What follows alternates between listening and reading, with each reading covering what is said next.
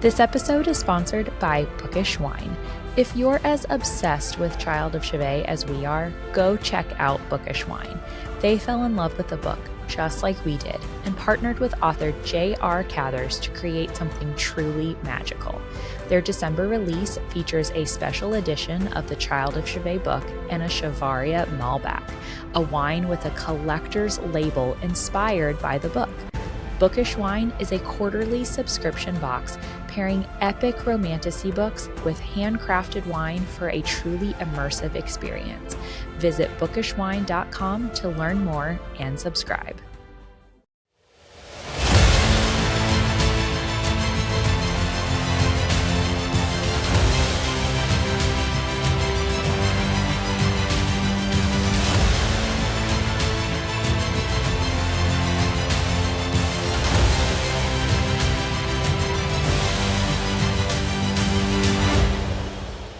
Happy Fantasy Friday. It's time for book club. We are Lindsey, Kelly, and Katharine, and this is the Banner and Bookmarks podcast. We are three book besties diving into romantasy with unhinged theories and a bit of spice. Heads up, there will be spoilers. This is a 6-episode series covering Child of Shivay by JR Cathers. So if you need a spoiler-free introduction or refresher to the characters or their world, go back and listen to episode 1, our world-building episode for this series. But for now, pour yourself a drink, come escape reality with us, and let's talk about books. This week, we will be talking about chapters 9 through 17. And y'all, this is going to be a doozy. Lindsey, why don't you get us started with a summary? Uncle Felius is obviously a wealthy man, and his estate is grand. He plays his part as Shivaria's uncle well in front of his servants, and even tells her that he's going to throw a party for her the next night to welcome her. Shivaria is most surprised by the mixture of Fane and humans working alongside each other. Shivaria begins to settle into the opulence of the city, scrumptious foods and desserts, beautiful flowers, silk sheets, and her own private bathtub with plumbing. I love it when authors add in that, and I'm like, yes, thank you. So for making your fantasy characters take a bath. Right. So your brain doesn't go elsewhere. They're bathing. The next day, she spends the day on the grounds, only to be unceremoniously approached by a broad, quite rude man. Uncle Felius comes to her rescue before he can escort her off the property, and he introduces her to General Xavian. Shivaria is dressed for the party in clothes that she considers highly inappropriate. All eyes are on her, and her uncle promises to introduce her to the right people. She catches the eyes of siblings, Auri and Rish, who introduce themselves. Varia and Auri become fast friends, and they make plans to meet up the next day to tour the city together. Uncle Felius encourages her to make friends with the siblings, informing Shivaria that they are very close to the king. Shivaria is getting ready to spend a day with Auri, and Uncle Felius continues to encourage Shivaria's friendship with the siblings. He tells her about their Fane powers. Rish has had a new longbow made for Auri's birthday, so she asks if they can make a detour to go see it. And when the ladies arrive, Xavian and Rish are waiting for them. They also meet another of their Fane companions, Kashek. They all spend the day together testing out Auri's bow and discussing Fae. A storm hits, and they decide to stay there to wait it out. Shivaria is concerned, though, because she did not bring any of her sleeping herbs with her. Shivaria attempts to look around the house after everyone has gone to sleep, but Xavian interrupts her. They go to the kitchen, and after much grumbling, he has a cup of tea with her. Shivaria wakes up the next morning to realize that the general made her a cup of sedative tea, and it seems to have kept the nightmares at bay. She goes into the kitchen, and she overhears an odd conversation between her new Fane friends, mentioning a word that Shivaria is unfamiliar with. Vatruk. Auri tells Shivaria that the king has asked her to plan his yearly masquerade, which will take place in a month, and which he hopes he will be back in town for. Shivaria goes back to Felius's, takes a bath, and when she gets out, there are 2 small wood sprites in her room. The 2 sprites do her hair and dress her for lunch with Felius. She fills him in on her day with the Fane and then asks him questions about the sprites, Tig and Eon, who have announced themselves as her attendants. 3 days pass, and Shivaria is bombarded with luncheon invitations from social connections. Auri takes Shivaria into town, and of course, General Xavian tags along. They go visit Adora, who is the best seamstress in Acherai. The theme of the ball is Fae, and Adora agrees to make both of the females' dresses. Shivaria asks the seamstress to liken her gown after Bagia, the old crone in the woods. Another Fane woman comes into the dress shop, Ishara, and she is quickly embarrassed after an argument with Xavian. They continue on their day, and the next stop is an orphanage, where Vari starts to see a different way to the Acherai people than what she has learned about them growing up. We then have a flashback of 8 years prior. Shivaria is marching with the army in a border village in Latari on orders from the king to dispense assistance to small towns along the coast. Lyanna and a few soldiers search for a cellar, which they find filled to the brim with foodstuffs. Shivaria is given a prized apple to eat, but she sees a starving young boy and decides to give it to him instead. The next morning, she sees the boy dead on the side of the road, having been killed over something as simple as an apple. Back in the present day, Shivaria sits under a tree.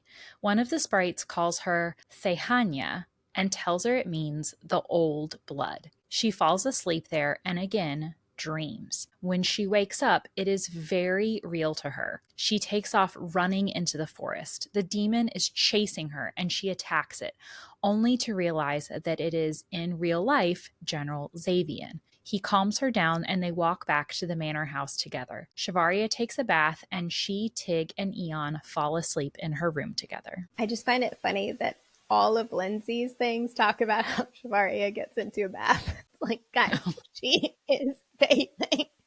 She's taking a bath. That's funny. She's taking a bath. She does love the bath. She bathes. She's squeaky clean.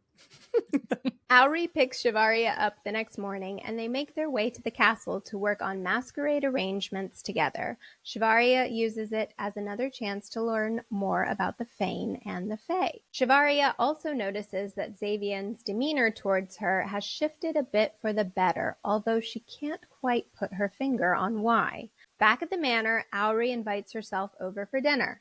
Afterwards, they are enjoying an evening with Uncle Felius, and Auri asks him for permission for Shivaria to stay at the palace with her for the month to assist with the masquerade preparations. Vari packs up her belongings, and she and Auri make their way to the palace. Shivaria wakes up in the palace the next morning to find that Tig and Eon have joined her there as her attendants. She runs into General Xavian, who takes her on a tour of the palace and who notices that she isn't wearing her usual pants.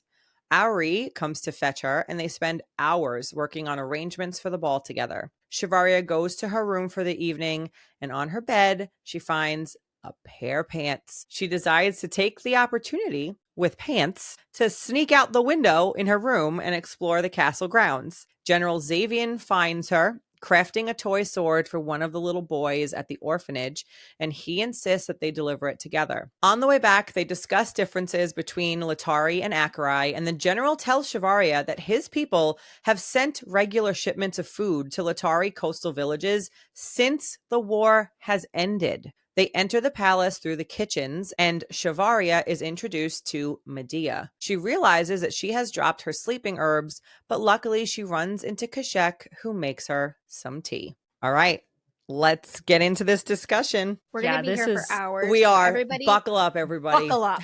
Buckle up. Buckle up, Buttercup. I love that you now say my little saying. So in the beginning, we get introduced to Uncle Felius. Let's talk about him. Kelly, you said in our world building episode that he reminds you of Caesar Flickerman. No, that was me. No, Kath. Was he that reminds Katharine? Kath of Okay. Caesar Flickerman. He reminds me of a current day Elton John. Yes. Yes. Okay. That's a good one Yep. too. But I do want to remind everybody that Jess told us in our world building episode that Uncle Felius is her second favorite character. And so I feel like that's got to mean something. And as we were preparing these episodes, I think we were all taking a lot of extra precaution in our thoughts around scenes with Felius because of that, right? Yes. Yeah, because 100%. Jess told us that we have to focus our attention on any character that the sprites concern themselves with. And they are very concerned with Felius. They sure are. And he is also very trusting of them. So I feel like that little relationship, their back and forth, is going to be very important for us for not just this book, but probably for the rest of the series. So keeping an eye on you, Uncle Felius. The man's a great actor, let me tell you.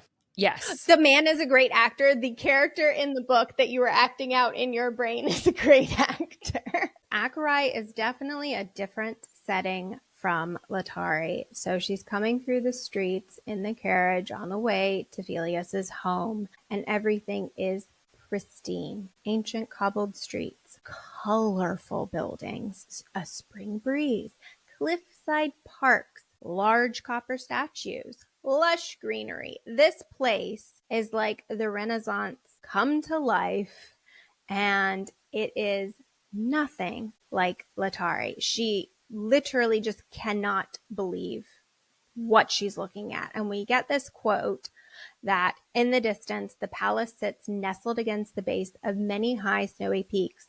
Its dark spires reach hundreds of feet high, puncturing the clouds as if they were built to adorn them like a crown.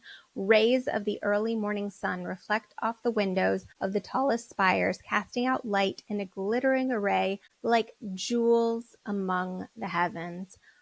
Beautiful language by I Jess love here. this quote. Mhm. Yeah. To me, this quote, when on my first read, was this place is real. Like, it made it seem like this is not that Latari is the bad place and Akurai is the good place, but it like justified it that this place was going to be beautiful and opulent and going to be true for some reason. I don't know. Yeah. I think it's the language of like the crown and the heavens. It is true. It is real. Yeah. And it's taken care of. It's almost like the land is a reflection of how they treat it and other people. So I think it makes sense to feel that. Is beautiful. One of the things that we learn pretty early on is that Felius's crest is a small leaping fox. Is it important? We don't know yet, but it's super fitting for someone who is sly. He's a spy.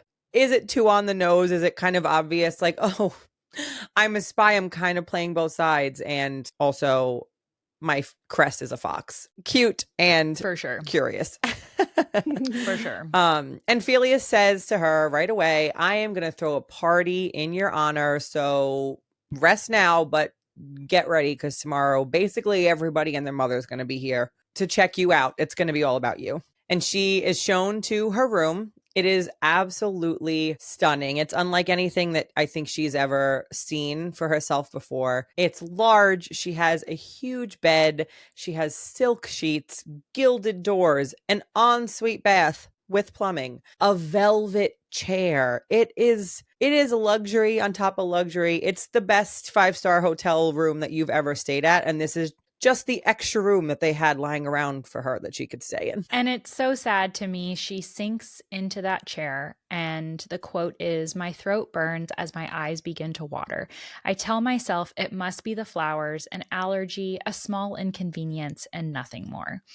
And this is one of those quotes for me that I find it so sad in this moment that she can't even admit her own feelings to herself. Like, she's scared and she starts to cry, sinking into this new setting.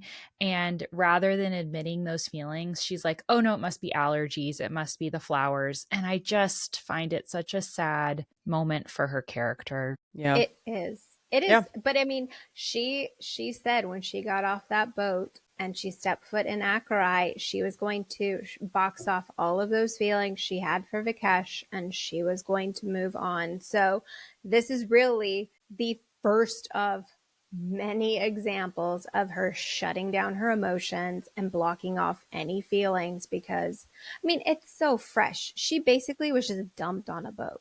She was dumped hours ago. And she's still dealing or repressing and not dealing with the emotional consequences of that utter heartbreaking breakup. Absolutely. So, Yeah. Suppressing is a good word when it comes to describe Shavaria's motivations and her feelings. Absolutely. She spends the day exploring the house, and she's surprised at how the Fae and humans work right alongside each other. And it's kind of a fun moment for us to see kind of a little bit of everyone's powers. Like there's somebody growing flowers, and it's just kind of a fun world building little trinket. I don't know about you guys, but what took me out of this book when I read that quote was the flowers she's like making flowers with her magic, and a hurricane of acarandas. Like I was in Encanto immediately. oh my God, I love that. That is fantastic. I will forever read hanging vines, and I was like, I'm Encanto. in. So she is that sister to me, whoever that person is. But I was like Encanto, perfect. It's Luisa, and who's the other one? The one that actually does. And Luisa's super strong. Doesn't matter. Don't you punch on Luisa, okay? Whatever her name is. But that's where it took me. I was like, oh, someone is creating flowers? A hurricane of jacarandas. Anyway, it was beautiful. I would like to note here, it is really interesting that she first gets the inkling, the feeling of what happens when Fae use their gifts. She notes a tingling, like she's caught in the middle of a thunderstorm. So we're going to bring that up later in this episode. So start paying attention to when Fae use their gifts around Vari and how she's feeling about that. Very important. Absolutely. And then, surprise, guess who's not in Acherai? The one person she is here to meet, the king. The king. The king ain't home. Supposedly. Yeah. Or is he? Or is he? Because we got theories about that king. But yeah, he is not in the capital. And apparently there's no word on when he'll return. Great. Awesome. Fantastic. That night, Vari takes some of her herb that Vikesh gave her. She falls asleep thinking of him. Does not even use his name when she describes falling asleep with her thoughts. Just refuses. He is who shall not be named. Harry Potter reference number 2. And that's a good one. That's a good one. Let's discuss this herb here, because this is going to be basically the hallmark of this entire episode. We're going to talk about herbs and drugging and teas and lots of drugs. Dreams. Yep. Lots of drugs, lots of tea. This herb that Vikesh has given her, she does not know it at the time. We find out at the very, very end of the book, but we're going to bring it up now. The herb is called Shadowbane. And when Raya tells her about this herb, she's very, very concerned with Vari putting it in anybody's food. But here we see Vari ingests it herself. And I want to note how Vari feels when she wakes up the next morning, because she's fine. She doesn't notice anything strange, no hungover feelings, nothing. She says that the herb dissolves on her tongue, has a faintly sweet taste, but otherwise she has no issues ingesting it. So are we surprised then that Vikesh gave her this herb and didn't give her the warning of, hey, don't take too much? No, I think it's more interesting the fact that we know Vikesh knows about her demon and knows Vari is the Valtura, and he gave her this specific herb. He knows what this herb will do for her demon. Yeah. I think it's just a clue that how much he knew, how early on, and how much he was kind of looking out for her and understood her the whole time. But Yeah. hear you, Lindsay. Would have been nice to say, by the way, don't let anybody ever see this herb. You will get in trouble. Yeah. It's funny because even though he didn't say that necessarily, she definitely felt that. Like, I cannot let anybody see this. I think it was more because she didn't want to lose it because she knew how much it was going to help her. But and she didn't want anybody to know that she was taking it. Right. Too. Yeah. It felt like a dirty little secret. But thank God, because clearly when Raya finds out later, she's like, what? Oh my God. Interesting. Wait, guys, I just had a moment, okay? The herb is called Shadow Bane. We know Valtour from our world building episode with Jess means darkness and is related to Valtura. Shadow Bane? Bane. It's the bane of Valtura, darkness. Okay. Shadowbane keeps the darkness away. I'm just saying there's some connection there with that naming. Shadowbane is real though, right? I have no Shadowbane is a real thing. Yeah. I'm not a botanist. No. I don't drug people, Lindsay. Yeah, I feel like it's the colloquial name for something else. For a Aconitum napellus, purple flowers. It's the purple flowers that Tig has in her hair. It literally looks like the one that it's a fucking purple flower. The purple flower, and Tig wears a purple flower in her hair that she grows. This flower. It is this flower. Yes. But that's a great point, Katharine. It is exactly that. It is something that is going to cause the shadows and the darkness to stress when she takes it, and ta-ta-da-da. It makes sense. Ta-ta-da-da. Felius brings her a dress to wear, and Shafaria does not think that it is appropriate. It's not a My dress. response to her is, girl, you are Faye Dienne. You might have to show some skin. Literally. You're here to seduce people. Yes. And then she says, quote, charming has never been my strong suit. One of the many reasons I was shocked to receive my mission. Now, us too. also us, but it does, again, lead back to one of my favorite tabs as I annotate this book, which is Latari motivations. Mm-hmm. So if you don't want to show skin and you don't feel like this mission was for you, why were you sent on it? Yup. Because Excellent the questions, Latari Lindsay. have some motivations. They absolutely do. And It is what are dark they? pink. We'll find out. Here we come. Don't know. Will we find out? I don't fucking know. Eventually. Jess, 5 books later. Jess, text us. JR Cathers. You know what I love about this series? We can finally do comments of like author. Hey, text us. Jess Cathers. Text us real quick. Tell us real quick. And she will. And she'll be like, She you bitches. literally will. Or she won't. And she'll be like, well. Or because she does that. Or she will text us like this. Or. And we're like, she likes to do that. Eyes emoji, eyes emoji, yeah, eyes emoji. We get the eyes emoji a lot. Listen, if you know, you know. So Felius gives her a list of people to be sure to hang out with at the party. She takes a bath, she dresses, she goes down. Loves the and bath. there are Human and Fane putting together last minute touches on the party. And it was just a cute little thing here. She hears more soft feminine voices coming from the grounds, but they're snatched away before she can discern them. Tig and Eon have been watching her from the beginning. That's the sprite's voices she's hearing. I love the way that she senses and feels their presence. I love the language that Jess uses, the fluttering of their voices. It makes on the wind. Yes, it makes me go like I don't like I'm seeing like a butterfly pass in front of my face when they talk, and it's beautiful. There were actually 2 quotes like this. There was another one when she first gets into a room that I noted. So even from the second she gets into a room, she also hears the sprites. I love it. I love them so. So you're saying Shavaria is an important character because the sprites are concerning themselves with her. We should pay attention to Shavaria. Thehanya. Old blood. She sleeps. She sleeps. The claw. Don't worry, guys. We're going to get there in a minute. The and claw. all makes sense. We did it. Got her. Master. We got her. Okay, go.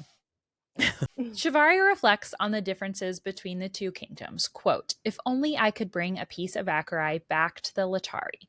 How long has it been since my people had fertile soil to plant in? The smell of the flowers sours when I think of their gifts being wasted on something as trivial as a garden party while children starve across the sea. It is clear the Fane King will let every human outside of his rule waste away into nothing before sending a single one of his subjects to help my people.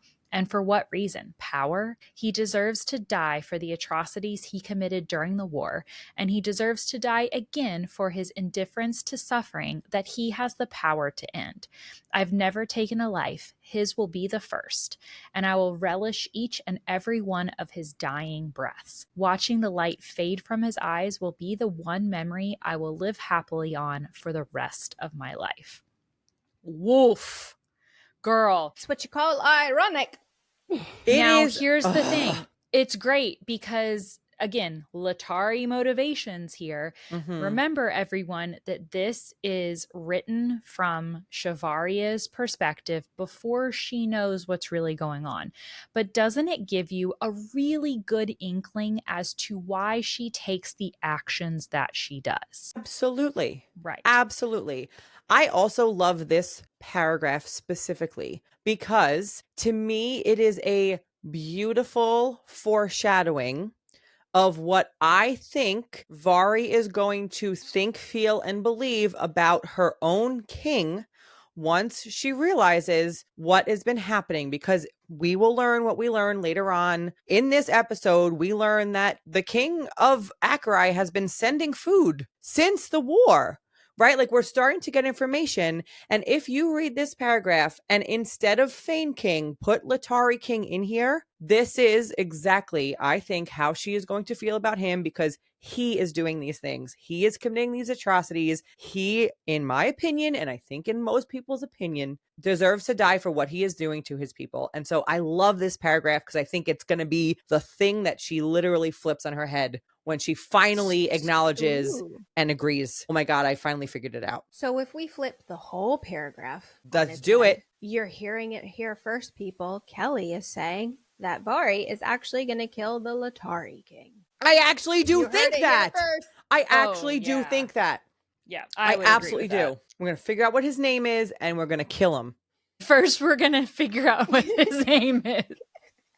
Joseph, I don't know. Larry, Lawrence. Hope it's not Joseph or Larry. So in our Discord that we have about Child of Shivay, one of our Discord participants, is that the right terminology? Discord members. Discoursers. Discoursers. One Love of that. our discoursers, Nat read that, said here, curious to see if Liana and her crew kidnapped her instead of rescued her. And I love that this quote brought Nat to this thought process, because we also have a lot of thoughts, again, Latari motivations, and we talk about it a little bit later, and I'm pretty sure we talked about it in the last episode too, that we agree there's no way that Liana doesn't know more than she's letting on. So I love that this discourser caught on to that with this quote alone. 100%. We Love agree it. with you. Yep.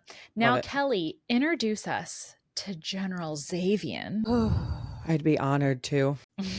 All right. Here he comes. General Xavian. Black hair and storm blue eyes. Important. Very important. No, that is actually important, guys. Like, I know. That's what I'm saying. That's why we said important. Hair color and eye color will be the biggest reason why the three of us are able to identify specific characters who are not given names via a process of elimination to find out who all of the Vatruk are. Yes. So pay attention. I like that you said that in code to us. We know what you're talking about. Pay attention. I think it was code. Listen, I wasn't trying to be code. As my high school Italian teacher, who I hope is still around because she was hilarious, Miss Cordero, would say, "Fai attention," which meant pay attention, which was half Italian and half English. Okay, fai attention. All right, so here we go. General Xavian, quote, A tall male with broad shoulders and an icy glower stalks toward me, the black leather of his pants creaking with every agitated stride he takes in my direction. The breeze flutters. The breeze flutters. The black fabric of his tunic and loose strands of midnight hair fall over his stormy blue eyes. Are we distracted? Yeah. I was trying to make my hair flutter over my blue eyes. Here, pay attention to this. Fire attention. That's it. That's the thing I'm going to say from now on. A long silver scar, stark against the olive tone of his skin, runs from his right temple to the back of his head. And there is a small nick in his pointed ear where a blade must have clipped him. Fire attention. We don't know about that. You sure about that? His full lips are drawn into a tight, thin line that does nothing to amplify his natural fain beauty. His posture tells me everything I need to know about the male. He moves like a soldier, deadly and precise, and his glower reeks of violence. Not what either of these bitches look like right now. That was the Like most grumpy fun mugs. ever. If you did not watch us right now, you need to stop this recording. Open up the recording. Katharine watch and the Lindsey video acted of out us. all of that while Kelly read. They looked like Crazy. hobbits, Idiots. like Crazy idiots. like Hobbits. gnomes, like You're a hobbit. you're a hobbit. Anyway, so he has a glower. It reeks of violence, and he directs the glower at Vari. All right, let's keep going. And he's got a nick in his ear. He's got a nick in his ear. That fire attention to that nick in his ear, because are we sure about that? We sure that it was nicked by a blade? I don't know about that. Mark the ear.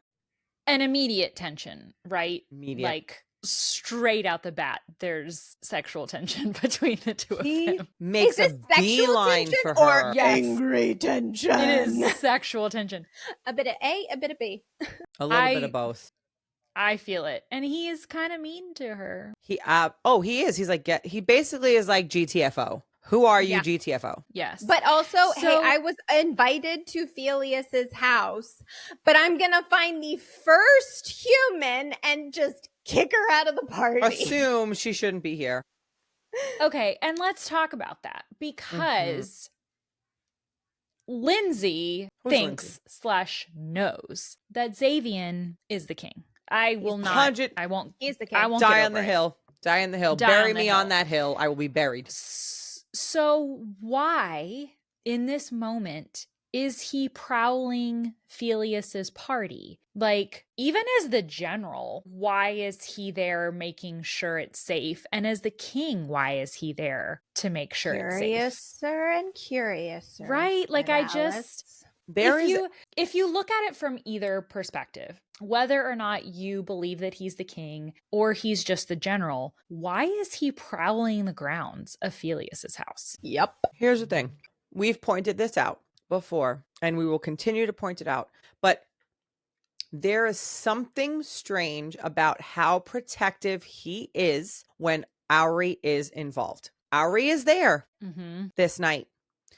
I don't know where she is in this exact moment, but she is at the party. And every time there is a scene where he steps in front of her or does anything that shows a hint of protective older brother, protective love, whatever it is, there is a sense of protection that he has for her, and I can't figure out what it is. And this is one of those moments where I'm like, is he trying to protect Auri and or others of his friends from a threat that he is aware of that we as the reader are not yet aware of? And that's where my tinglings start to happen. Yeah. And I mean, he does try to justify it later to Vari, kind of just off the cuff, like, I'm protective of my friends. But this is Jess. But why? And sometimes something said at face value can have actually 5,000 other hidden meanings behind it. So don't just trust that. Also, I noticed that both of you have the book behind you, and I need everyone to know that I have it literally right next to me. So let me grab it. Because I don't want you to think that I'm like, oh, I don't. She's right here. Okay, she's right here. That's why she's not behind me, because I like to read them before we talk about it. Tig is in the house. Tig is in the house. Okay, so continuing on with the very big obvious, Zay is the king. He is the king. We believe so. When did everybody start to feel this way? Because I was looking back through like my notes from my first reread, and I highlighted a passage right here when we first meet him where it says, the male looked me over dismissively as if I was completely unremarkable, nothing more than a simple blade of grass among the million of the same. And my first thought was, oh, well, he's definitely the king. That's totally a kingly dismissive attitude. Yeah. Interesting. I think for me, it was when they go to the orphanage later on in this set of chapters. There's talks of like they're going to make the king is going to make a sword for the kids, and then he insists that he brings the sword that Vari makes. I'm pretty sure that was the moment to me where I was like, we got inklings really early on. Something's afoot. On rereads, every mention of the king, I could connect to Xavian. I'll absolutely die on that hill. If I'm wrong about that, you guys can follow us. Unfollow us, and I'll never make another podcast again. I shouldn't say that because I really like making our podcast. Please. But like I am that I know. Convinced of this. Convinced. I shouldn't say He's that. The king. We're at this lavish party. There is food, drink, flowers. It is just another night. But for us, it's like this is a ball. This is beautiful. Quote, I catch small glimpses of males baring their fangs with sly smiles. Wait, hold on. Let me do it. Is that a sly smile? I'm gonna make that a clip. Okay. Go back. I'm sorry. I shouldn't have done that. That was funny. No, I'm going to do it again. I'm sorry. I'm going to do it again. Quote, you know what? If you're going to do it again, I'm going to do it in my normal accent. All right. Quote, I catch small glimpses of males baring their fangs with sly smiles as they look over me. The females by their sides appraising me for completely different reasons. Why are they baring their fangs? That's not attractive. I think she's just pointing out that they have fangs. Yeah. Oh, you're just pointing it out, but I'm like, okay, got it. It's no secret that they are a wild race, and it wouldn't surprise me in the least to find a set of fangs at my throat should one of the females decide I am a threat to her position with her chosen partner. Can we appreciate too how I can switch from my normal voice to a less normal voice? Thank you. Okay, so people are basically, this quote is, people are noticing. Men are noticing. Gawking at her. Gawking. I think this is also one of the because she likes to say that like she's nothing special to look at. This is one of the first clues that you have that she actually is something special to look at. She is stunning, especially for a human. People are threatened. Women are threatened. Females, I should say, are threatened. And the males are looking. And to me, it wasn't as much about that. It was more about how uncomfortable she felt. Oh, for sure. Around them. Like, yes, they're looking at her, but it's like, a threat to her. I am in a place that I don't understand. I am so far removed from these people.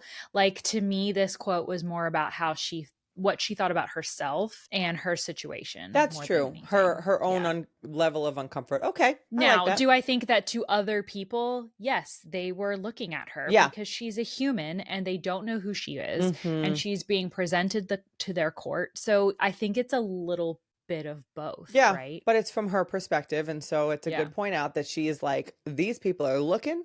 Their fangs are showing. The women are making sure that I know that I am not wanted and welcome here. So yeah, that's a good point. Yeah. Well, this is the moment here at the party when Auri and Rish see her for the first time. Important here to note, they both have white hair and blue eyes. Icy blue eyes. She also has an interesting response to Rish.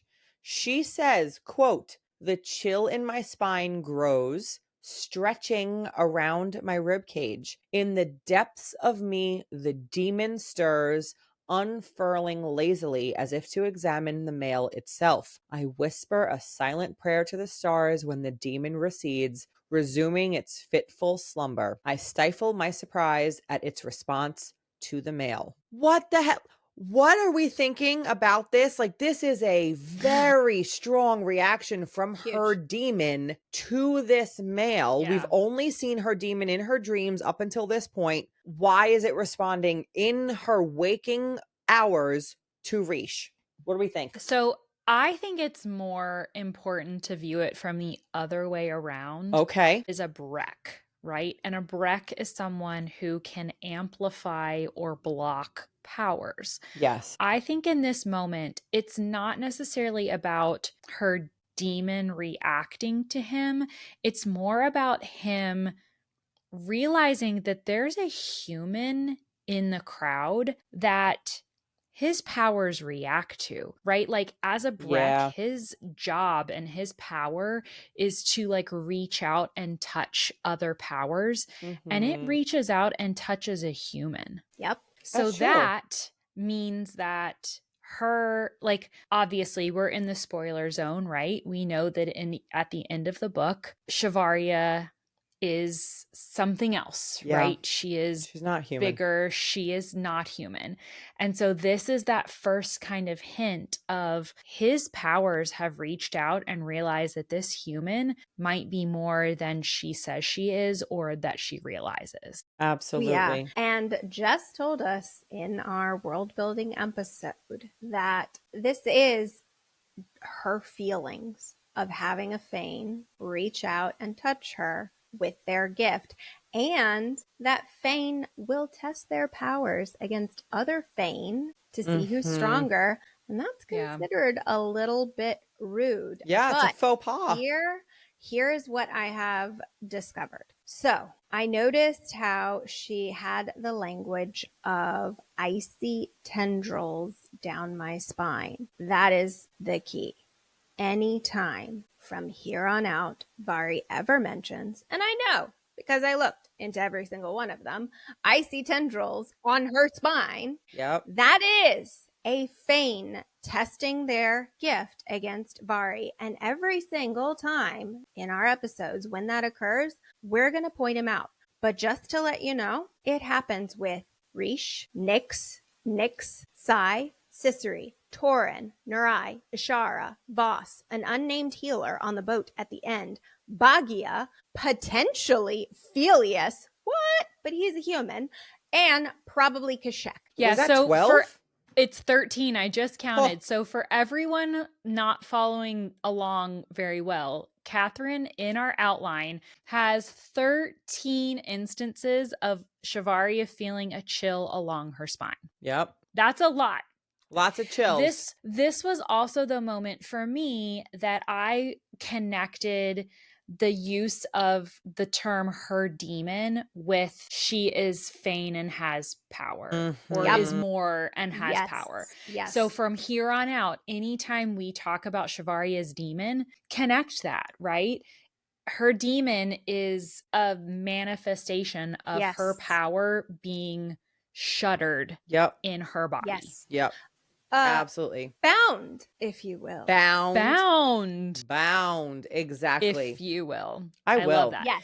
And just to let everybody know, this is not speculation on the icy spine thing, because at one point, Shivaria herself is like, oh, I know what this feeling is now. It's happened to me enough. Yes. I know this is the Fane testing their gifts on me. She confirms it in the book, on the pages. Not speculation, but the amount of times that happen is just a lot. Absurd. 13. Let's also point out, which I love, in our Discord, another discourser, our good friend, Martini in Books, who also is one of our Instagram followers that we love, left a comment here about this scene. And she said, I feel like they swept in and grabbed her so fast without a lot of explanation. Something is definitely sus. Girl, we agree. Absolutely. Sus, Totally Martini. Sus. You know, Martini. Yeah, and again, I have a lot of questions about when we think about Uncle Felius, like why he never put Auri and Rish on this list. Like as people that are closest to the king, why were they not on the list? And he later says like, oh, I didn't think that they would like you, basically. Even like they would even pay attention to you. But I don't know. I question every character's motivations in Motivation. this book Yeah. and why they do what they do. So this is still one Totally. that still kind of bothers me, and I can't wait to figure out more. I almost wonder if he basically was like, I'm going to dangle a carrot in front of these two. Was it a and trick? they're going to take the bait because Felius is a clever boy. 1,000%. He's sly as a fox. Whoop, there it is again. There he is. Right, so we're here in case you can't see. Really quick. Riche seems to question who she is and makes Felius kind of provide a little bit of background. His brother was married to a Fane called Thaliana, who was ungifted, who died in childbirth. Felius really seems torn up about this, and Shivaria even says that she feels bad for him in this moment, but that they have kind of crafted this identity for her, right? And then Auri and Vari go for a little stroll. They make plans to explore the city the next day. And then, of course, they run into General Xavian, who is as peachy as ever, and even says, Grumpy. "What are you doing with her?" And they have some really fun banter back and forth. Yeah. Immediately. She is very cheeky. She is very sarcastic. She is very Katharine. And I like it. I love her so I know much. you do. I know you do. This is my friend Xavian. Xavian. Oh my God, I love that she said you're like, yes, she's so funny. She's so funny. So there's a mention of some of Lyanna's beauties at the party. Yeah. Never mentioned again. Nope. Bye-bye. They don't matter. Lyanna's beauties. Don't know where you go this entire month. Someone's bed. You Someone are not else's talking bed. about She does say that she gets like several social invitations, and But you would think that would be from Acherai people, not from rando people from Latari. I don't know. They're not important. They're not important. At least not. Scoot along. Scoot along, Scoot people. Acherai, Acheranians. Acheranians. Acheranians. So the next morning, Felius and Vari are having a conversation, and he gives us a little bit more information about the two Fane that she met, Auri and Riche, the brother and sister. So Auri is a Gleer. She has the ability to change the appearance of something or someone. Appearances. I love this. Doing a pause here for emphasis. And then Doing wait. a- And then wait. Riche is a Breck. He can amplify another gift, block it all together. Interesting, this brother and sister pair have a power to change the appearance of somebody and amplify that person's power. And they're super close Or to the block. king.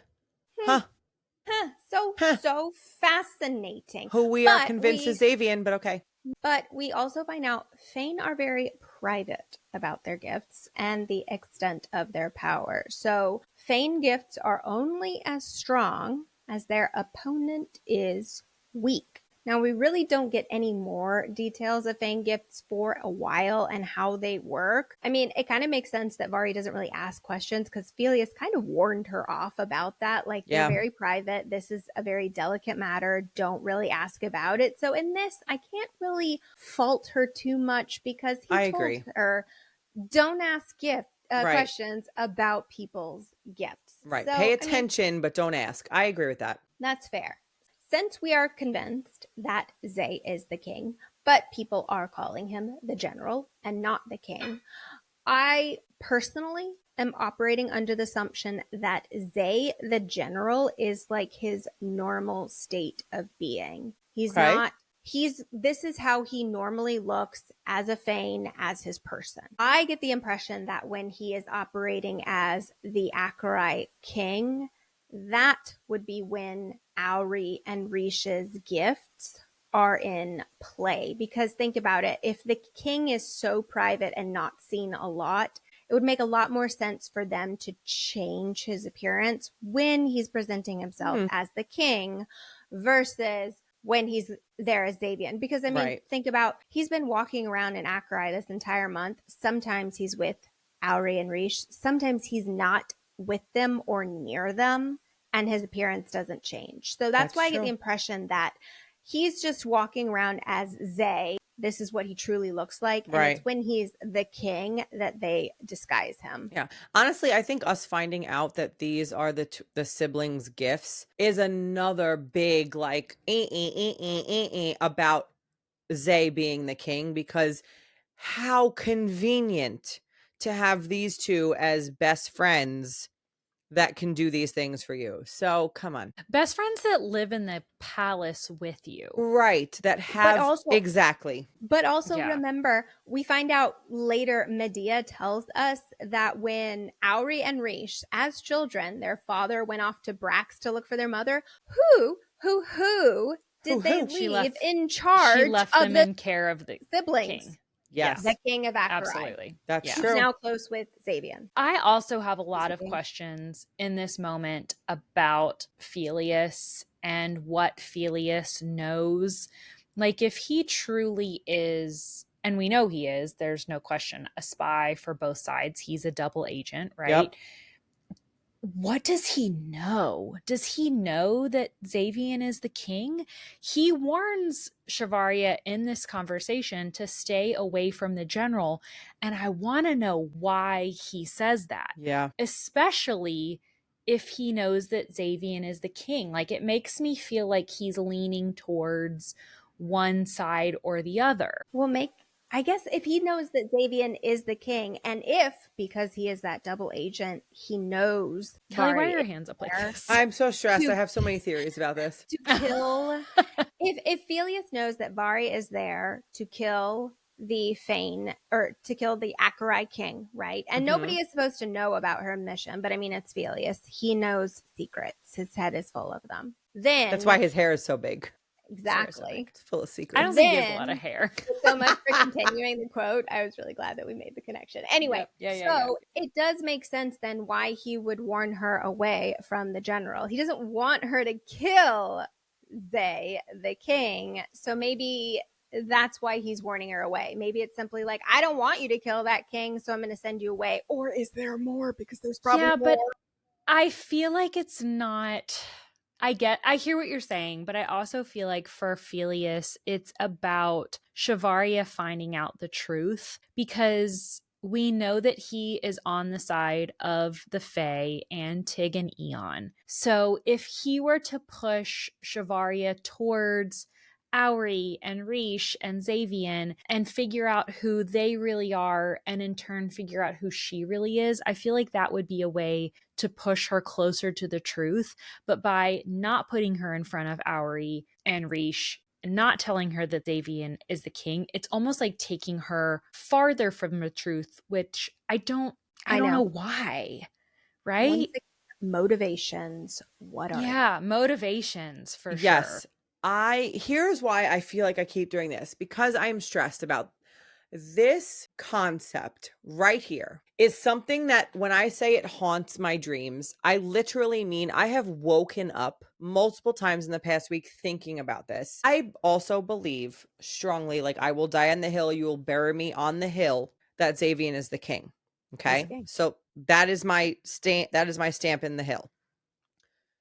If he is the king, which I deeply believe that he is, how in the ever-loving fuck does every single person that Vari meets in Acherai keep it under wraps? See, not a single person slips. Not a single person calls him by the wrong name. Okay. So that means there has to be something else magical or power related going on.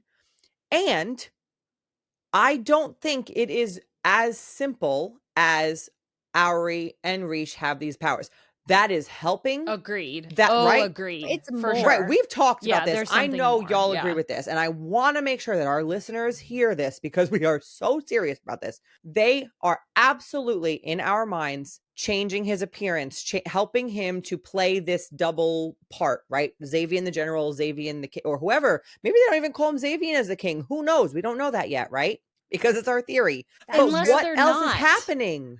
Unless Right. they're not. I Like, don't- there's a potential that we have a dual identity situation. Yes, exactly. And so Yeah. that is what there is something else sneaky afoot. There is, I Mhm. think, some other shenanigans happening in the background that we don't know yet, that I think when we find out is going to blow our minds. But I am convinced that we are going to have that moment when it comes to Xavier, and I cannot wait for that moment because it literally keeps me up at night. Yeah, Right, but yeah. we're also going to get a really tragic moment because I mean, he's overestimating his ability to stay disguised, and the Vitruk and the Fane working with the Vitruk use that against him. He is, and it is once I realized, like, he just thinks that that nobody can see through his disguise. He overestimates his own abilities. It has such tragic consequences Oh, in the future. 1000%. Right. It's just Changes the heartbreaking. whole love story. I mean, well, not I don't want to say it changes a love story because a love Oh, I story think is still so. it, Yeah, but it yeah. is going to significantly shift who is Endgame in my head. Auri comes to pick up Shivaria and says that her brother had a new bow commissioned for her birthday, and they are going to pick it up. She lives on the palace grounds in her own home. Interesting. Rish is waiting for them, and of course, the grumpy general is by his side. And Shivaria says, quote, I take it reverently, marveling at the weapon as I run my fingers down its length.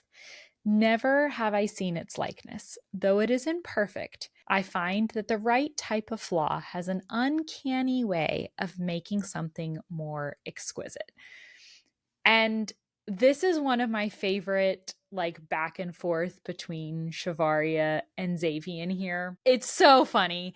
She says that it's beautiful, and the general makes a quip about how, of course, as a girl, she would judge it by its beauty and not by its accuracy. Yeah. And her response is, I just find it interesting that you would condemn a woman for describing the simple truth of a thing, while you, as a male, only comment on your assumptions about it. Such Put that on a Bravo. t-shirt.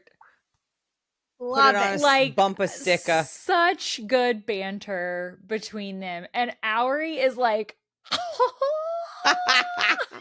Oh, snap. it's so good. Loved it. Loved it. She's cheeky with him, and she Very. because he was so rude to her that she's like, oh, I'm going to show you.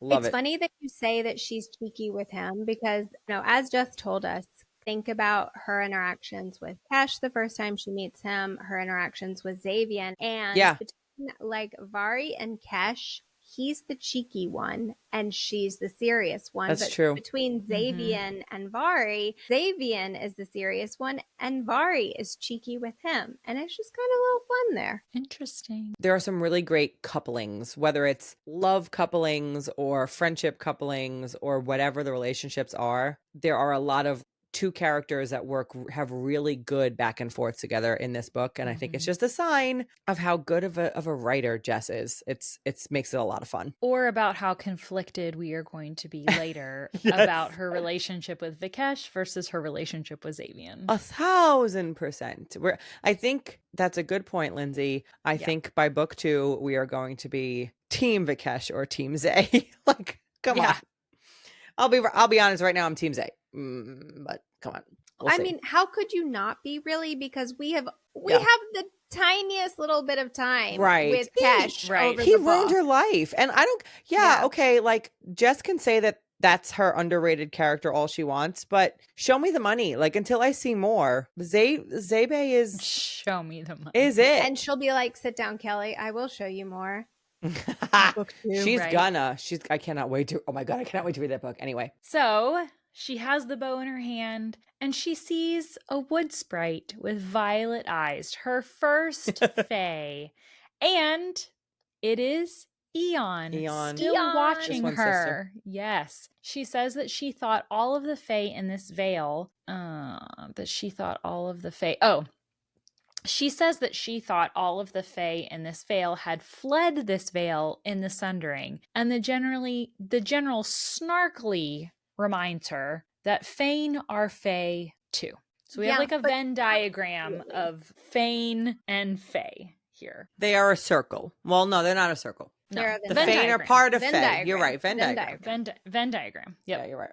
Thank you, high school math. I was going to say, I was trying to make a funny joke of like the Venn diagram is a circle, but that's incorrect for this. It is 2 circles. It is Okay. It is a true Venn diagram.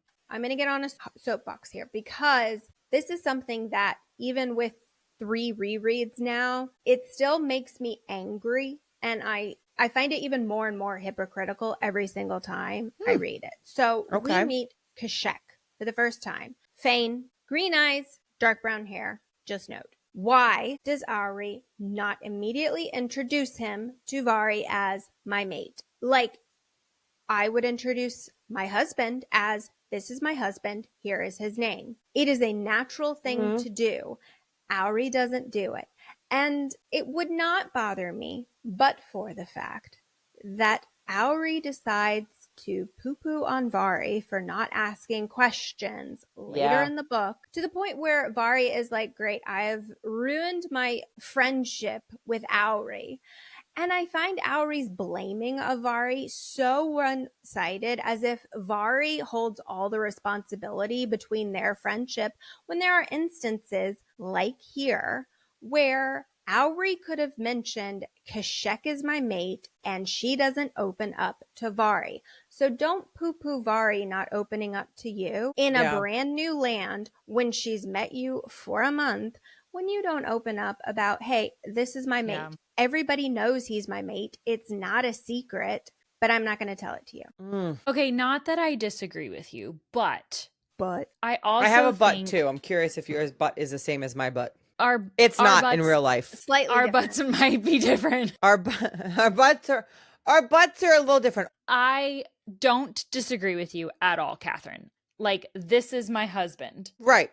This is my mate. But Shivarya also, again, doesn't ask questions. Like, she sees this male come out and they're affectionate towards each other. And she even this evening, when they all go to sleep, realizes that there are 2 people that sleep in the same bedroom together. Right. If a guy comes out and is affectionate towards your new friend, wouldn't you say, hey, is that your boyfriend? Right. Are you guys So, together? Can you say Again, that's a bit presumptuous? You've just met him. I would wait for you And to again, volunteer the info. Yeah, Here- again, I don't disagree with you at Yes. all. I also am mad at Auri for not saying, hey, my name is Lindsey and this is my husband, Chris. Like, that seems super obvious. But if Chris comes out and hugs me and looks me deeply in the eyes as my new friend, wouldn't you be like, oh, are That they must be involved? someone. Yeah. I mean, maybe, but Vari has no friends. She has no friends. She doesn't know any of this stuff. Okay. But they don't know that she doesn't know that they don't know that they don't know. They don't we know. She doesn't know. She doesn't know. Right. Here's the All right, thing, Kelly, what are you gonna say? I also agree with you, Katharine. We have different butts. Surprise, surprise, Lindsey. My butt is, I am not upset with Auri in this moment because they just met. I do think Shivarya should have maybe asked, or maybe if she even thought in her head, oh, I wonder if they're together, right? It's the first time. I'm fine with it. Where I get upset with Auri is time goes on. You continue to be friends. At some point, I would have wanted it to come up. I'm okay with her not saying, if a mate is a very sacred thing in Fane and Fae culture, I understand, like, you just met her. Maybe I'm not going to go that deep because mate is like, what if mate is like saying like, oh, hi, this is my sexual partner. Like, that's a little bit TMI, right? Like, who knows how much of a thing it is. But after a couple of days together, after all this time that you are living together and becoming good friends, the fact that you don't say it, that's when I get mad. So I forgive this moment right now. I don't forgive all of the possible times later on that she could have brought her in. Or when he like brings them lunch in subsequent scenes and she's Yes. like, oh, by the way, he Right. brought us lunch because we're mated. Right. Yeah. When- in case you I- didn't know. And I Yes. feel like because of the conversation that we get much later in the book between Auri and Shivarya, and Auri saying, why didn't you ask these questions, right? It wasn't until that conversation with him that I look back and I'm like, but why didn't you give information? I know. Like, there are plenty of times that you could have given information that you didn't. And this definitely, so it didn't make me annoyed in the moment. It made me annoyed in hindsight. That is exactly that you could have given this information Right. and you didn't. Right. And for what reason? 100% agree. Because if we never had that conversation later between Shivarya and Auri, my thought would have been, well, maybe mates are sacred, quiet, maybe about it's sacred and we don't talk about it. But clearly you do. Yes. Right. Everyone knows. Yes. Everyone it was knows. just That's right. It's the hypocrisy that bothered me after that conversation later that made all these interactions where she's like, it just made it sound like friendship has to be one-sided and Vari has to volunteer everything. And it's like, Auri, come on. That's not how friendship works. You guys offer information about each other. You don't play these mind games where, hey, Lindsey, I'm not going to tell you this is my husband until you guess and ask me the question. Could you imagine? Because that is psychotic. It is. But again, it makes me go back to Shivarya and like the fact that she doesn't ask people enough questions. And as her character, that bothers me as someone who is extremely inquisitive to a fault sometimes. Right. Well, I know you are. Over and over and over, I just scream like, bitch, why didn't you ask? Yeah. Just ask that question. Just ask the question. Yeah. Like, these people are clearly not trying to withhold information from you. And I wouldn't go that far. Right? Wouldn't go that far. Withhold all information. They're withholding information, but they're also not. Right. Not fully. Not full out. But not only fully. when you ask the right question. But you don't ask. And as someone who is trained to infiltrate a kingdom, you would think that information gathering would be a huge part of that. Yes. Right? I agree with that. So, except she's also a soldier first, and a soldier does and doesn't ask questions. Quote, but she doesn't ask questions kind of soldier. Yeah. Right. She's a specific kind of soldier. So I get both of your points. I think I lean a little bit more towards like, this is literally your job. You are a soldier, but you are a soldier that needs to do a certain level of espionage to be able to complete your mission. And so you need to be able to ask questions.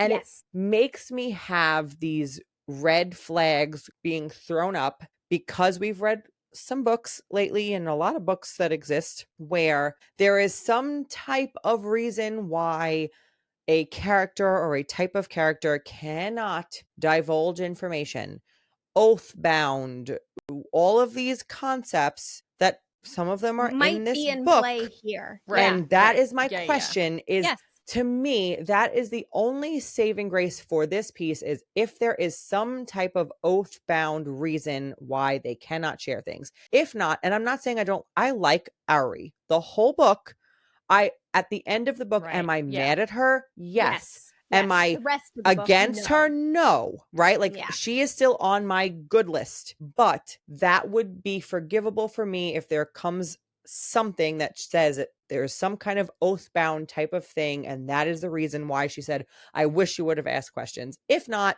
it's still something that I am hoping she will apologize for or address it in some way because I'm upset about it. Yeah. And I will get off my soapbox now because I felt seriously. Yeah, you say all of that, and I don't disagree with you guys. I think at the beginning, I understand why Vari doesn't ask questions. She's not trying to look too keen, which might give away. That's true. She also is probably, I wouldn't really trust anything they tell me right now, even if I did ask the question. True. Right. And then we evolve to the, I'm not ready to acknowledge anything. My world is being utterly shattered. The side, Latari is the bad guy. Akurai is the good guy. And it's been a month since my heart was broken and I'm falling for this other guy. And I've not processed this. It's been a month, guys. Yeah. Give me a minute. Yeah. Yeah, true. Okay. Whew. We can go into a theory spiral for a long Yeah. time. Okay, get out of the spiral, get out of the pit. But that was fun. That was fun. That was very fun. Okay. Let's do it again sometime. They go into the cottage and there is a map of Tear there. Quote, where I've only ever seen the smudge.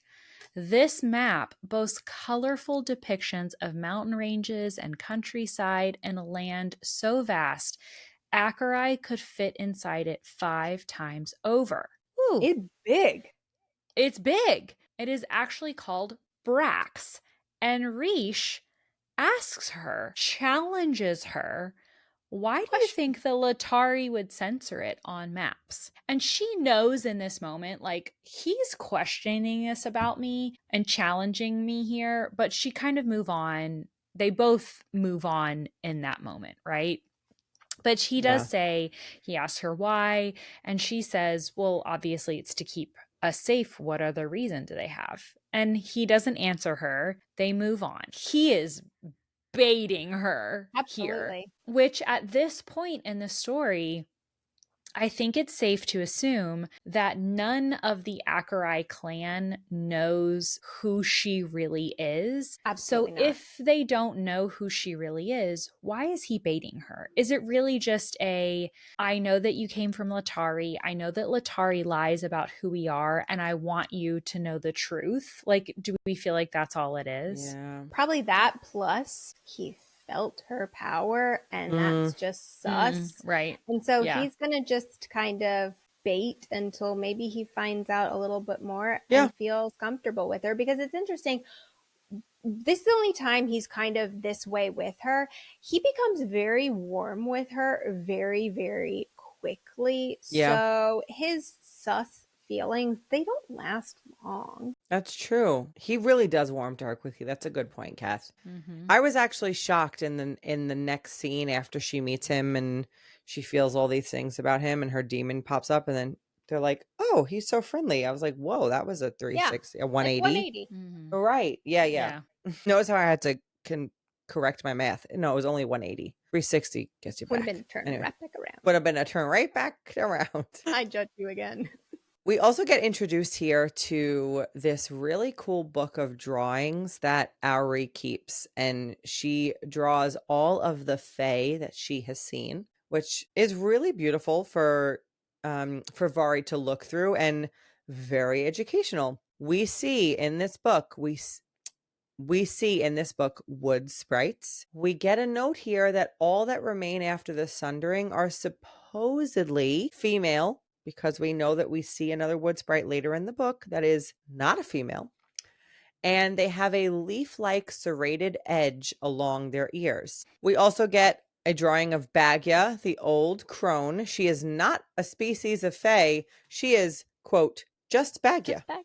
Just exists, but she is in there. So we know that Ari has seen her. She has met her. She has also made a bargain with her. Quote, she asked me to fashion a mask that would belie her face. The mask was the payment she required to save a life. That was the bargain. Okay, so first of all, 2 big things. Bagya has a mask. Is the Bagya crone that we meet in the woods her true form, or is that her mask? So that's number 1. Number 2, whose life did Auri need to bargain for with Bagya?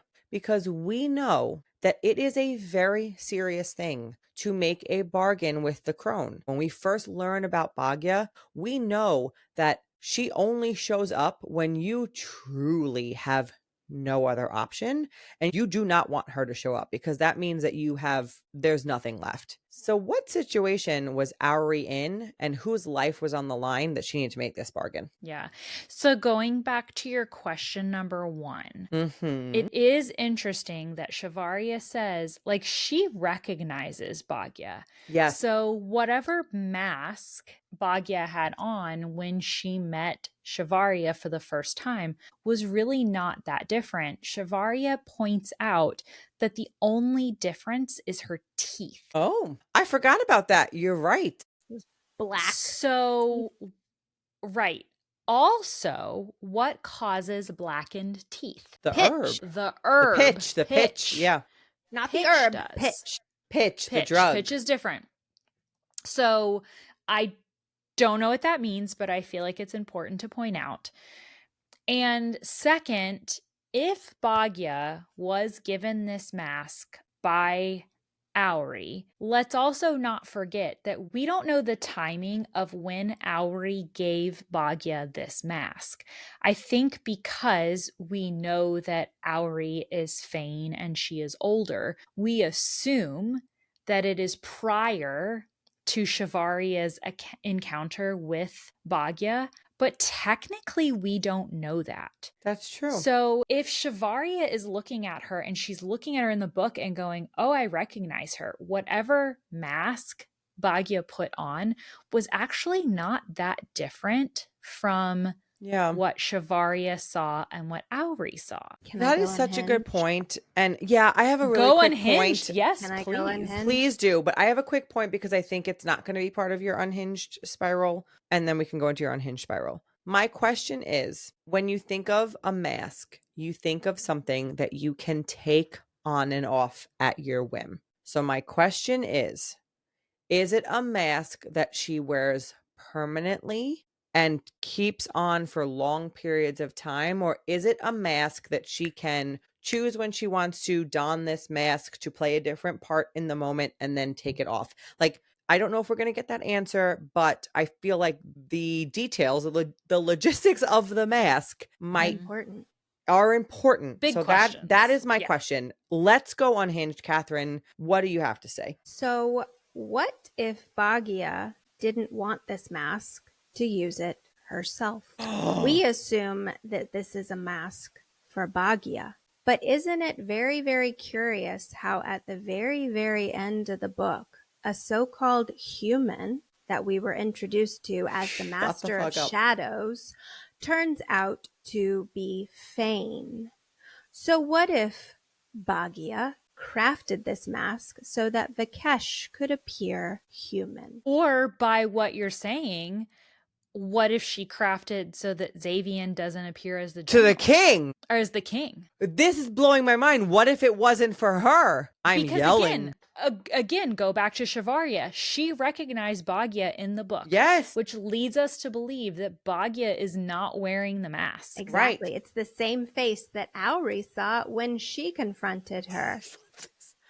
I love this. Just going back to the comment on timing. So we know that Auri and Rish are roughly 40 years old. So whenever she got this mask, it is between 40 years old and now. So we're not talking about a mask she's had for centuries or anything, simply because Auri is not that old. But yes, I don't think she wanted this mask for herself. I think she gave it to somebody or multiple someones. I think Kesh I see as a clear example of it could be somebody who was human and turned out to be Fane. How did his face change? A mask would make sense, but it's not to say that other people couldn't also have been using this mask, because to your point, a mask is something you put on. Right. And take Anyone off could wear a again. mask. Anybody who is working with Bhagya could be using this mask. I have another question. Oh my God. I do want to point out that Auri does say in the quote, a mask that would belie her face. But again, that quote is from Auri's perspective.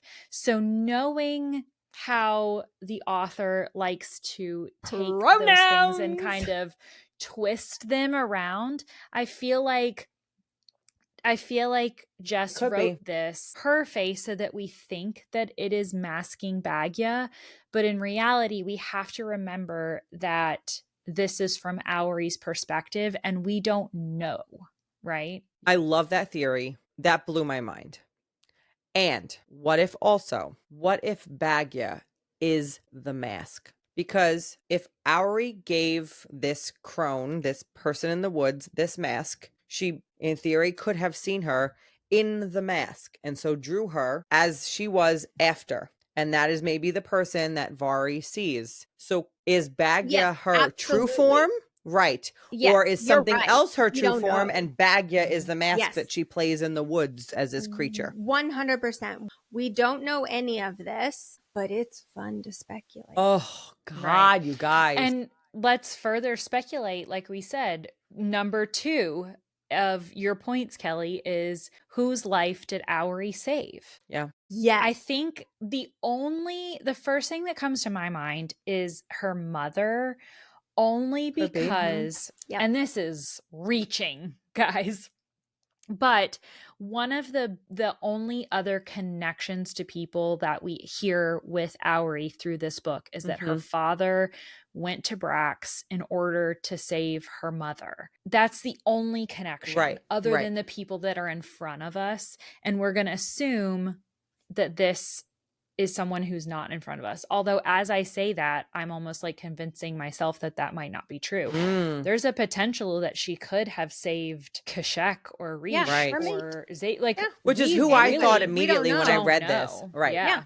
We really don't know. I don't know why, but for some reason I lean towards her mom. I do too. I don't know why either. Don't think that I have a lot of contextual evidence to back that up. It's more just as a gut feeling. My feeling. Yeah. Because I mean, think about it. Baggia was found by Vari the first time in Brax. We know that Owry spent time in Brax. We know Owry's mother went to Brax and never returned. Yep. So your head just goes toward Owry presumably it's like might have been in familiar Brax too. conflict. Yeah. It just screams all of that together. But you're right. We don't know. Yeah. Oh, and Ari, you could have told us. I'm sorry. I would not make her tell anybody that. One I feel like I'm just saying maybe when time has passed and we're besties, maybe you could have brought by that the up way again, because I'm not going to ask about the person that almost died in your life. It seems rude. That seems like something you need to bring up. Right. Well, so let's take it a step further. Okay. I love this. If this is a big if the mask was used by somebody else and not Baggia. Okay. And again, we're assuming a lot. We are absolutely spiraling in this moment. This is a reach, yeah. Does Owry know that? Is she complicit? Yes. In this deception? Wait, say this again. I think I need to say this again. Hold on. Let me connect the dots. Okay. If Owry is giving Baggia this mask. Okay. Does Owry know that, and again, this is our assumption that she made it for someone else, which could not be true at all. But let's assume for the moment that she made this mask for someone else. Okay. Does Owry know that that's what Baggia wanted it for? Okay. And therefore Owry is complicit in hiding someone else's identity. Got it. Or Lindsey. Because that's layered. That's layers. That's an onion. And to play off of that, let's say she didn't fashion the mask for another person, but it was for Baggia. If Owry did happen to see Baggia as not the crone and knows who Baggia is, because even Baggia at the very, very, very end of the book tells Vari, oh my God, Baggia will do for now. So clearly Baggia is someone else. So did Owry see Baggia's true face and know who she truly is? And is Owry also keeping that a secret? So just layers. I feel like Owry layers. has to know. She has because to know. If she's the one that created the mask, she had to have seen who Baggia was before she. Yes, it's the crone, and that's all Owry Unless it's saw. the crone. Wait, guys, I'm gonna throw this raisinette box. I have a theory. What if, hold on, is the mask, and you might be like, yeah, bitch, duh, okay, but is the mask a mask? Is it okay, is the mask one mask all the time, or is the mask Harry Potter reference number 3, a room of requirement mask? You put the mask on and it becomes what you need it to be in that moment, or does it always make you look the exact same way? Yes. Absolutely. She is a gleer. It is a glamour. That is what Owry's gift in general is. It's not like you put this on a mask. It changes. No, I don't feel like it. See, I don't feel like it changes. I feel like it changes. One, but also, why is no one quoted? Somebody stop me. Thank you. We all wear masks, metaphorically speaking. I have been screaming this in my brain for the last 10 minutes. That's funny. Stop. Okay, so I love this because we have in one corner Lindsey. The mask is a specific mask, and whoever puts it on looks like this specific one thing. We have In the opposite corner, we've got Katharine, the mask. You put it on and you can make it room of requirement style, We all whatever wear you need it to masks. be. Evolve. We all wear masks. And we have Kelly in the corner where she usually fucking Freaking is, out, no having idea. no fucking clue. Okay? And being like, what the fuck? I don't know. I don't know. The only reason I say that is because I feel like if the mask could change over and over again, it would be way too convenient. We would never know who anybody was all the time. I feel like that's way too hard to keep track Yeah. of. And so in my mind, Yeah.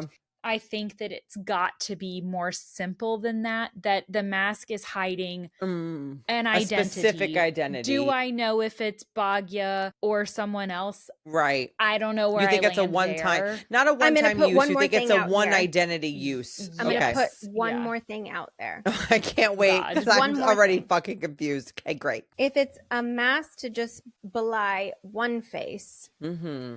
Auri didn't know the sex of the person True. that it needed to belie. So I'm just going to throw it out there of what if a man used the mask? Yeah. Again, she Kesh. just said her face, but we don't know. Beautiful. Beautiful long That hair. was I'm from just saying. Ari. Yeah. A storm hits and they decide to wait it out for the evening. Vari notes that Xavian has positioned himself in the room right next to hers, but she only hears 2 doors close upstairs. She thinks that's curious because she realizes in that moment that 2 people are sharing a room, but doesn't think any further about who it might be. Which also, like, hello, the only people that you're with are Auri, her brother, Xavian, Right. and Kashek. So you gotta. It could I mean, be the boys. obviously, Kashek and Rish right. are bunking it. Right, it could be. Right, that's what I'm saying. It's only so many options. Like there are so many people. It could be Rish and Kashek, which actually, on my first read, I thought they were a thing for a little while until it was like obvious that like she had a. But it could be them, or it could be Auri and Kashek because you see Xavian. You know that no one else is with him. Yeah. Maybe it's because Vari realizes that she doesn't have her sleeping herbs. So maybe she's just distracted in this moment of, I would be. oh my God, these people are going to find out about my demon. They're going to see my nightmares. And she doesn't put any more thought into it True. because this is such an important moment. Priorities, overwhelmed. people. Yes, Gotta I agree. stay I up. agree. Gotta deal with Right. the demon dreams. Right. But always the assassin. She tries to sneak out of her room. She's like, I'm going to go check this place out. And I don't think I'm going to sleep well without knowing who's around me and what's going on. Hi, Riggs. Riggs is in there. Hi, Bubba. Rigatoni. But she goes to sneak out, and General Xavian is waiting for her. His Right. Yeah. sense, his sixth sense about her is Wrong. concerning. But also He just wrong. always wrong. But also, like Well- everywhere she goes, he's there first. Well, he puts Right. himself there, I think. He puts himself there. Yeah. He's But how does he purpose. know? Because he Well, doesn't I think at this trust her. point he just doesn't trust her. Yeah. He's a king, supposedly. He's a general. He's the king. This is what he's trained for. There's someone That's new true. That's who true. is around his Yeah. loved ones. He is trained to be naturally suspicious of this human who has inserted herself into his loved one's life, right? That's so fair. she's like, I'm just going to the bathroom, and he waits outside the bathroom. It's like, okay, I'm just show gonna me. go get a glass of water, and goes to the kitchen with her. Prove it. Yeah. And then makes her a cup of tea. And her spidey senses did not go off at all to be like, maybe I shouldn't drink his tea. It could be poison. Because my very first read of it, I was like, don't drink his tea. It's probably poisoned. He doesn't Drink the trust tea. you. Don't drink the tea. That's so funny Drink the because tea. I don't know if I feel like, oh, she's watching him do it. It's fine. But obviously not. He does ask her what she bargained for with Bhagya, and she says that she doesn't really know. Mm. And again, kind of going back to what we were just saying, like this is kind of what he's trained for. His spidey senses go up of like, you mean you made a bargain and you don't know what it's for? Right. And as a human who doesn't have dealings with Faye at all. She's like, okay, yeah, I made a bargain, whatever. Like it just shows how ignorant she is about Faye in general, that she doesn't even question it, right? Yeah.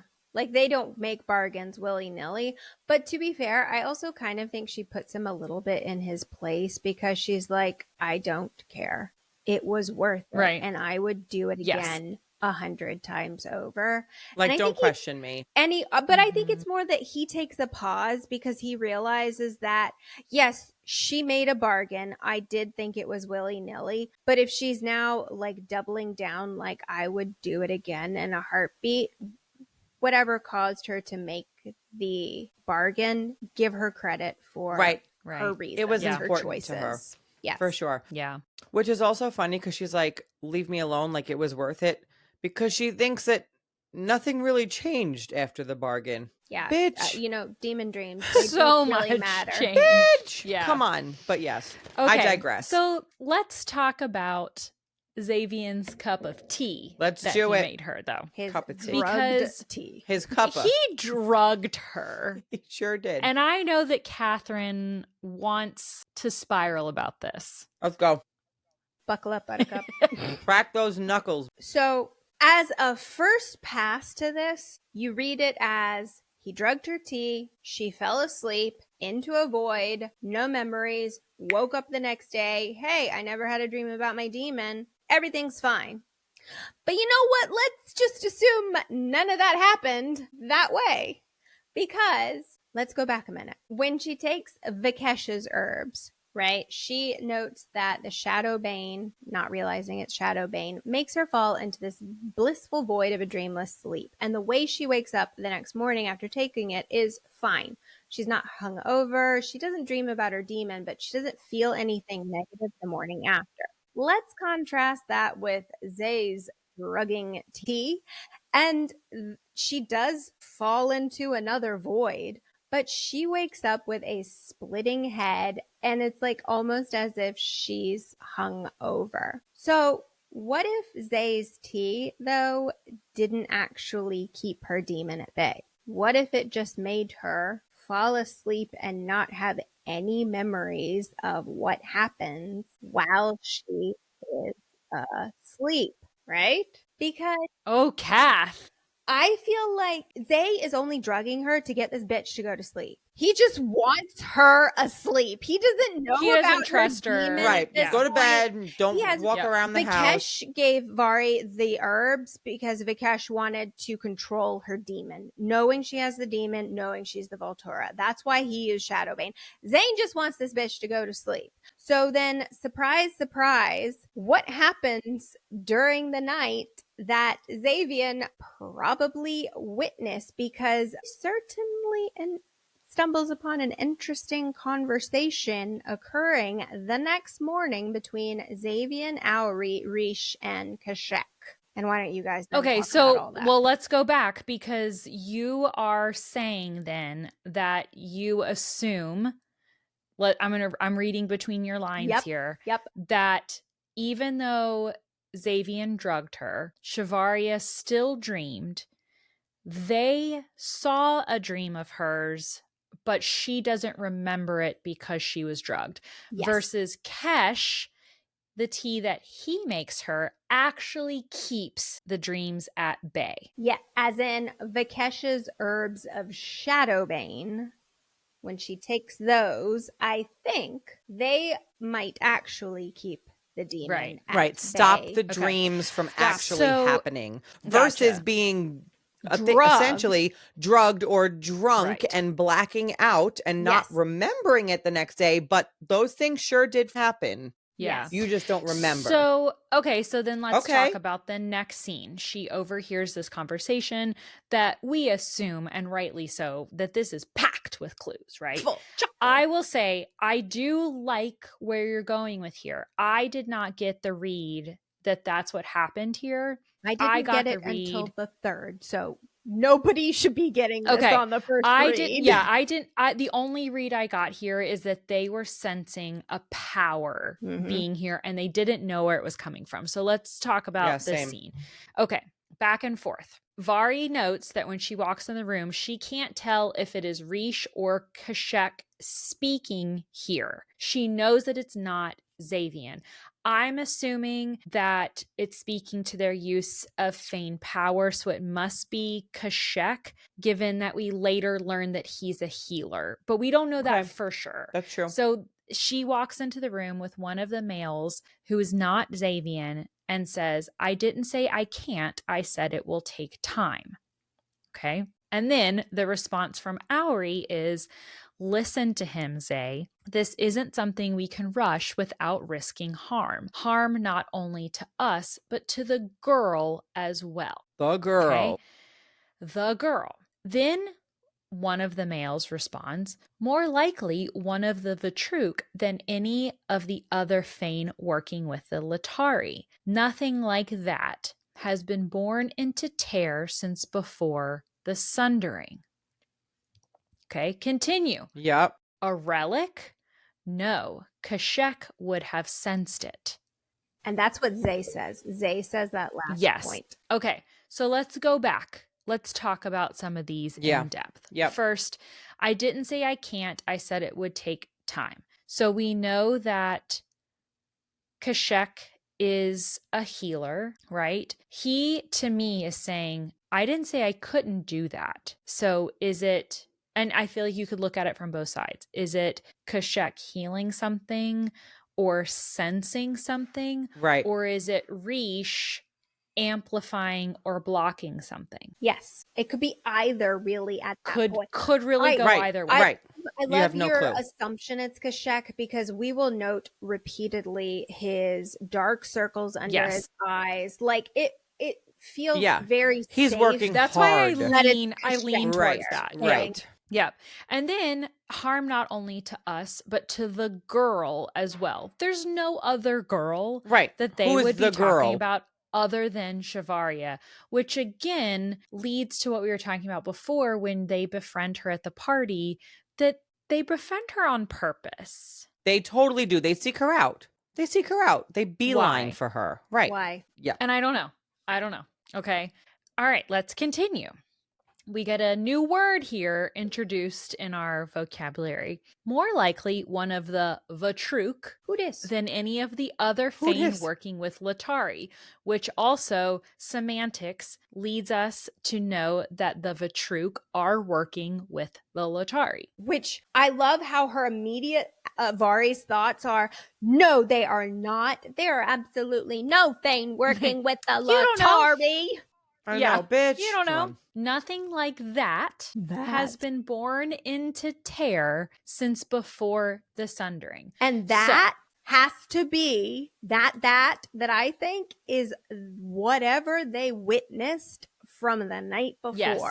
So I feel like that's not, I don't know. But my read of this is that it is more about them sensing that a really strong power has entered and they don't know where it's coming from. Right. The fact that they mention the girl makes me think that they may be suspicious because new power entered around the same time a human entered that has power that they can sense. So I think that this is their first inkling of something is going on here, and it's big because nothing else whose power would be this big has been born since before the Sundering. So this is massive, right? Yes. This is ancient, very powerful power in play here. The power is ancient, not necessarily the person that power is attached to, but the power itself. For sure. Absolutely. I agree with you. This is my reading of it at this point in the book on the first read.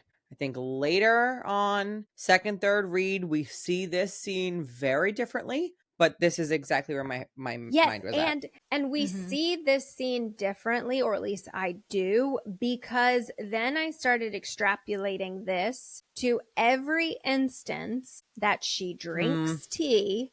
Yep. Yes. And she starts drinking Kashek's tea, and Kashek starts looking very, very tired, as if he's been using his gifts during the night. And so we're going to start formulating this theory based on all of her dreams. They're going to continue to happen in the book, how she is acting the morning after she wakes up, and any future conversation she overhears the morning she wakes up. And when you start to put all of that together, you start to wonder, is she just not remembering what happened the night before, but maybe other people are witnessing it? Mm-hmm. So, Katharine, let's take it a step further. You really feel like the teas that she drinks have nothing to do with keeping her dreams away. Yes. Because that's a big take. Yes. Yep. That's a big take. I think it is a red herring to make us think the tea that she is drinking, the teas, the herbs, the drugs, all of it is stopping the demon. When in reality, I think all it is doing is making her go to sleep. Yeah. And not forget remember her the sleep. demon. Right. Blacking her out. Okay. Because it's just like it's Advil. The pain is still there. Your brain just doesn't process it and doesn't know that it's there. This is what the tea does. Right. Xavier drugged her with Advil. Advil. It's I was acetaminophen. a lot older than I should have been when I realized that the Advil doesn't travel to the part in your body where you have pain, and it goes to your brain. To your brain. To talk. It was an embarrassingly a long time. It went to my knee and it made it feel better. How does it know? Think as an adult, I asked my father not long ago. Oh my God! How does it know where in your body to go? And my dad was like, "He would have made you feel stupid." Because your dad would have not let you live that one down. Whoa. Good for you. Pain receptors. Like maybe last years old when I realized that's how pain relievers work. The fact that you're like, 2 years older than me is hilarious. Hurts? Like that I wouldn't have known yet. That's hilarious. How does it know that my finger hurts? It is a really smart drug, guys. It's so smart. It's like there's little gnomes digging down your body to try to find the Advil gnomes, the acetaminophen gnomes. Let's all say it. Pass. Acetaminophen. Anyway. Acetaminophen. So don't say that too many times. Let's talk about Kashek's power, because I basically am saying that the tea, I don't think the tea is doing anything but making her forget and go to sleep. So the reason we keep calling Kashek a healer is because we're using language borrowed by another character later in the book. We find out from Narai that Kashek is considered one of the strongest healers of his kind born since the war. That being the first war, not the second war. So he's very, very, very old. So in basic terms, he is a healer. However, our lovely, lovely friend Jess said in our world building episode, why don't you think along the lines of doctor specialties? Because there's different ways that you can heal a person. So maybe you should think about a thing. So maybe let's just say you can heal. You can heal, but in multiple different ways that maybe have a little bit to do about what you need to be healing. Yeah.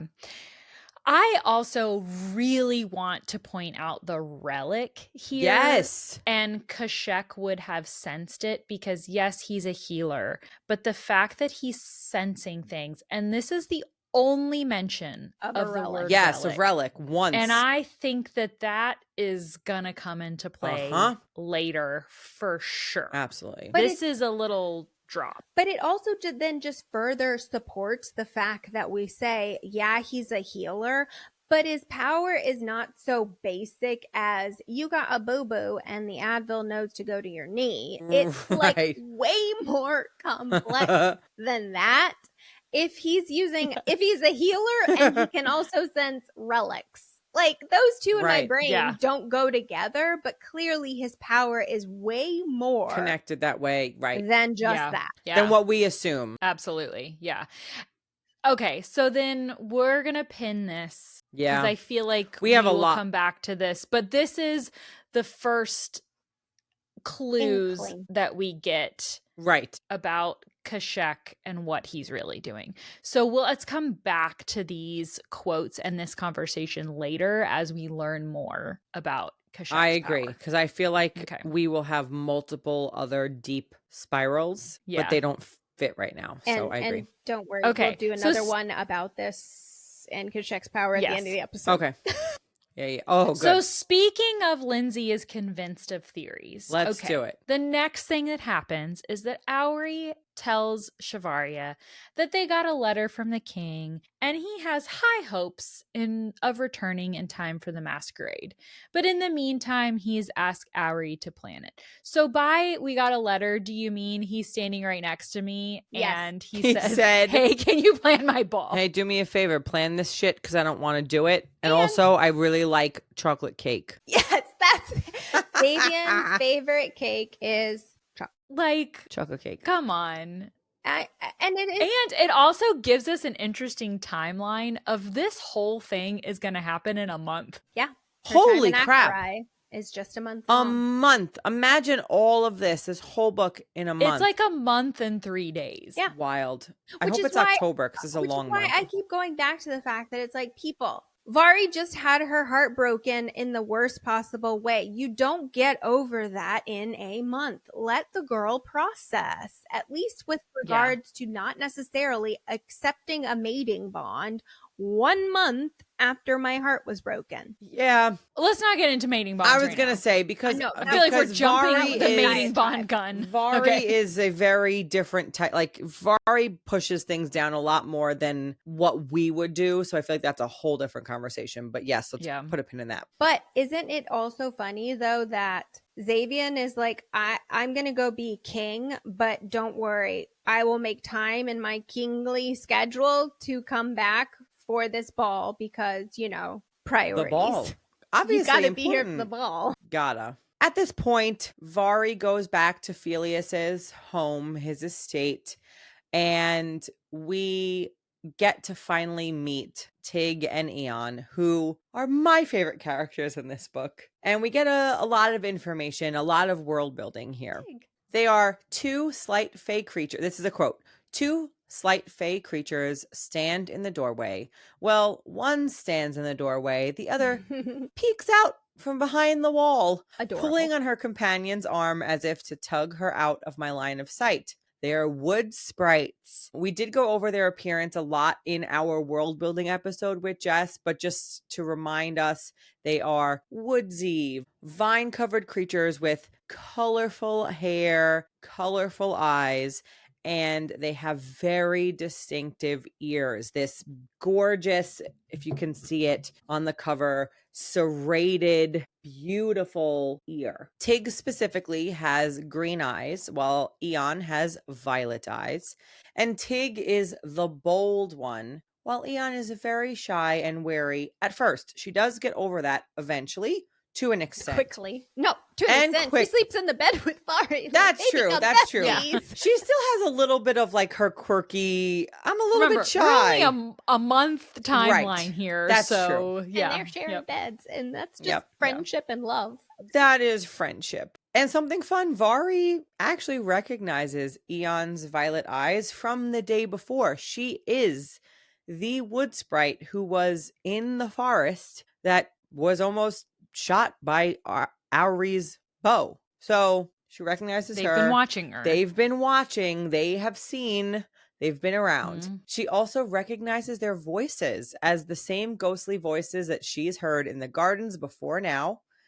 And their Fey language is described in such a beautiful way. It's described as breathy and, quote, every word they speak skips off my ears. Love it. Literally such I a can hear vivid. that. Yes. Yes. I can hear that in my head for sure. Yeah. Like boom, boom, boom. It's just so beautiful. And one of them, it's Tig, plucks a flower out of her hair, which actually is out of branches that grow off her head, which is very cool. So she plucks a flower out of her hair to adorn Vari with. These two are just, they're the great. visuals of them are really cool. Stunning. The way the language that she uses feels flitty and light and just breathy and woodsy, and it's so beautiful. Frickin' love them. I love Tig and Eon, and which is why I will be trying to become Tig in a couple of weeks. By the time this episode airs, I will have been Tig. There you go. Okay. Ari goes to lunch. She goes to lunch with Uncle Felius. And again, Lindsey's Felius radar is screaming because the whole time, all I can question is, what does Felius know? He is a double agent. He has to know more than he is letting on. So throughout this whole conversation, I can't help but to wonder what Felius's motivations are 100%. for his actions and for the information he gives Shavaria and for the information that he doesn't give Shavaria. Okay. Sorry. I just feel very Hey, speak your truth, bitch. Lindsey, do you have feelings about Feelings. Felius. I'm feeling this. Okay. So he says that he warned her to leave the general alone. Why? Right. Why? What do you know? Why? Do you know who he is? Because we think he's the king. Why? Because if you don't know, why did you warn him? And if you do know, why? Why'd you warn him? He says, I've never known the male to be quite as unpleasant as you make him out to be, though he's never been a particularly jovial sort of fellow. Right. So what are you calling this male as? You've known him as the general, as the king. What do you know him as? What do you know? Right. What do you know? What do you know? What do you know? They know. Now, we know they know. That is the only information he really gives us about Xavian, because as important as the king is to why the fuck Shavaria is there, she moves on and she's like, I want to know about these little wood sprites, okay? I mean, okay. 2 points. Okay. One, I want to know about the wood sprites too, so I'm really fine tabling this. They're cute, and they have a cute language. Felius is a political mastermind, and she ain't getting shit out of him unless he wants to share it. That's so true. That's true. What do you know? What do you know? He's not going to tell you. What do you know? Right. I'm not judging him for not sharing more in this moment because he is a political mastermind. He's playing both sides, and he has reasons for keeping things under wraps. But he's also supposed to be her handler. Like, if there's anybody that's supposed to give her information about her mission, it is him. It's true. What the fuck is he? Who is he? But, okay, hold on. Let me keep going here. Hold on. Because what he does give her information about is the sprites. Yes. So maybe he's saying, you know what? Your thoughts here aren't important. I'm going to talk to you about what I really think is important. Yeah. Which is the sisters. Right. Because he gives her a plethora of information about the sisters. So that to me screams, this is where he's placing his importance. If he is Shavaria's handler, and this is the information that he's giving her, clearly that is for a bigger purpose. Yeah, you're right. Right? Okay. Absolutely. So he's cutting through the BS says. and like, listen to me. Fuck the Fane. Let's talk about the Fae. Fuck the Fane. Okay. He says that he has known the sister sprites all of his life and can understand them, and that she can too if she just listens, which she does eventually. Right? But I love that though. He's like, just learn to listen. Just listen. Also, you've known Tig and Eon your entire life. How? They're old. Okay. Also learn, Felius tells Shavaria that the sisters approached him on the night of Vari's arrival, announcing that they were going to attend to her. Which, again, we've seen. She hears the voices, I think, at this point has heard them 3 times in the garden. She sees the eyes at Auri's hunting or at her lodge. So they have been there the entire time. Why? They following her everywhere. Yeah. Okay. Yep. He also says he trusts them with his life, and more importantly, with her life, Shavaria's life. Write that That's down. bold. Write That that is down. a bold statement, you guys. And an important Kelly's statement. arms are up again. They're up, they're back. I'm The arms are up. I'm bracing myself because what does it mean? Why? Why them? Why? Okay, so quote from Pelias. Let's keep going. It's not often their kind are bold enough to reveal themselves so fully to a stranger, to other fae or human alike. You do well to treat that trust like the honor it is. There is a reason the fae fled this vale, and a reason the others that remain are still in hiding. Honor. Whoa. Important words here. And I mean, at least credit to Vari. She then starts to at least say, okay, I think Pelias is really caring about these fae. Yeah. Which she gets his loyalties that's the information that he gives her. Not about Xavian. Don't worry about the general. Worry about the fae. Yeah. Yeah. Pay attention to this. It's a tip-off. It's a tip-off, Pelias. All right. 3 days have passed since Vari has been to Auri's cottage. She finally gets a letter. A little presumptuous on Auri's part. I'm showing up, and bitch, we're going to go tour the city and go shopping. So get in, bitch. We're going shopping. Get in, bitch. How Lindsey picks us up, by the way. Every time. Every time. Get in, loser. Or wench. Anyway, get in, wench. She does say wench. Just get in my car. Let's go shopping. Mostly book shopping. Let's go book shopping. Let's be honest. There ain't no clothes involved. We just want we've never been clothes shopping. That's hilarious. Keep going. Okay, that's hilarious. So, okay, we got to go clothes shopping. That's the thing. Goodbye. Okay. Noted. When she gets in Auri's carriage, surprise, surprise, whom does she meet? Oh, wow. Xavian decided to come on the girls' shopping trip. Shocker. He's still being a dick to her.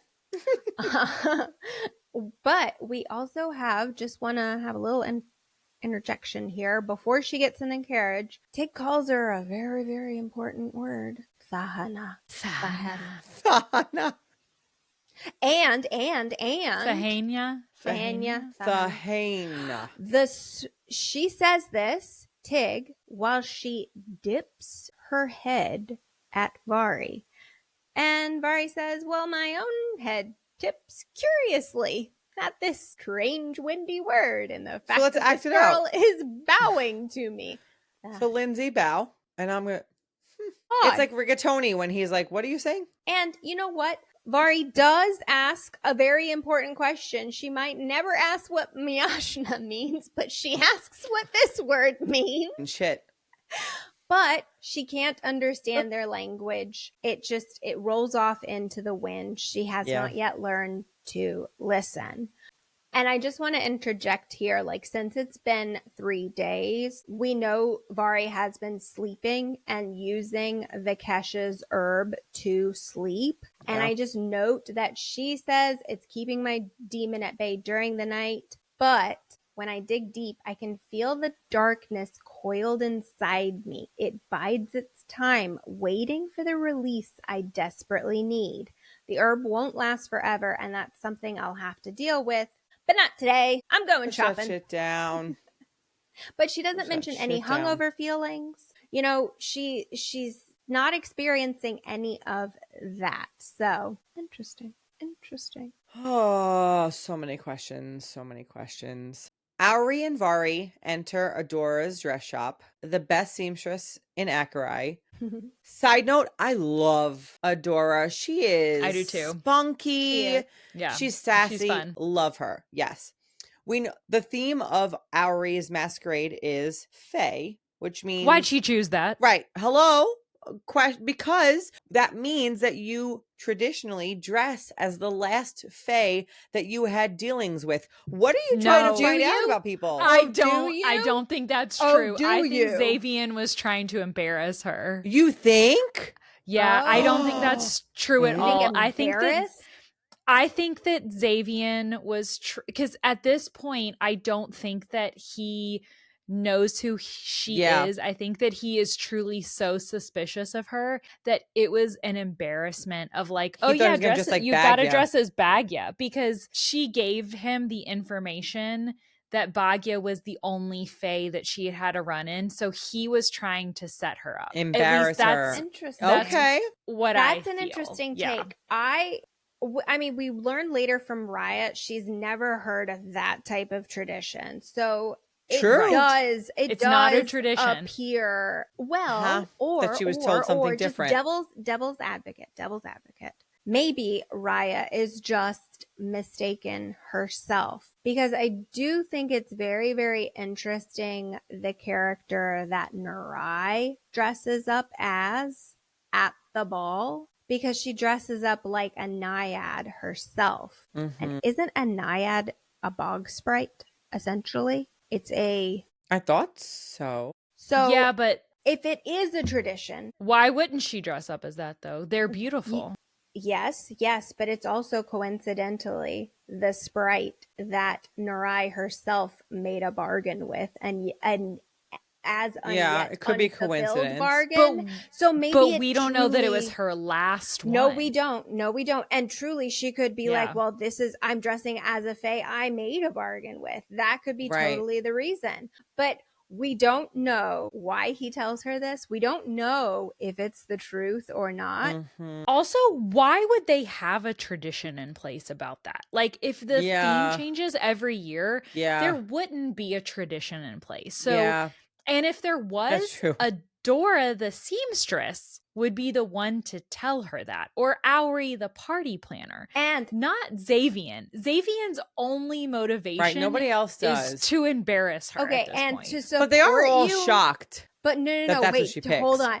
To support your theory even more, Lindsey, now I'm reading something a totally different way. Xavian is careful to place himself directly between Ari and Shivaria. He still doesn't trust me. That's the way Shivaria takes it.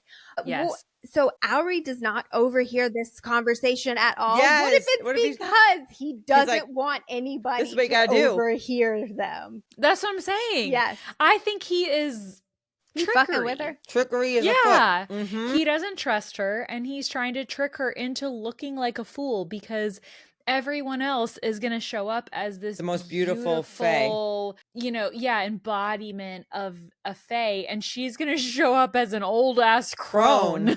Okay, but that's hilarious. But last devil's advocate, eventually he does develop feelings for her, and if he never changes it, meant to embarrass her, he wouldn't have allowed her to do that. He might have forgotten. No, he may have forgotten. Do not forget. There's a quote in the book. That's an elephant. Forget.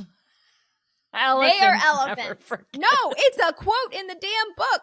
You're mistaking it for an elephant. Forget. No, I will find the quote, bitches. I don't know. She's gonna die on that hill. I feel like it's not a tradition, because he was being no tradition. He's being a dick.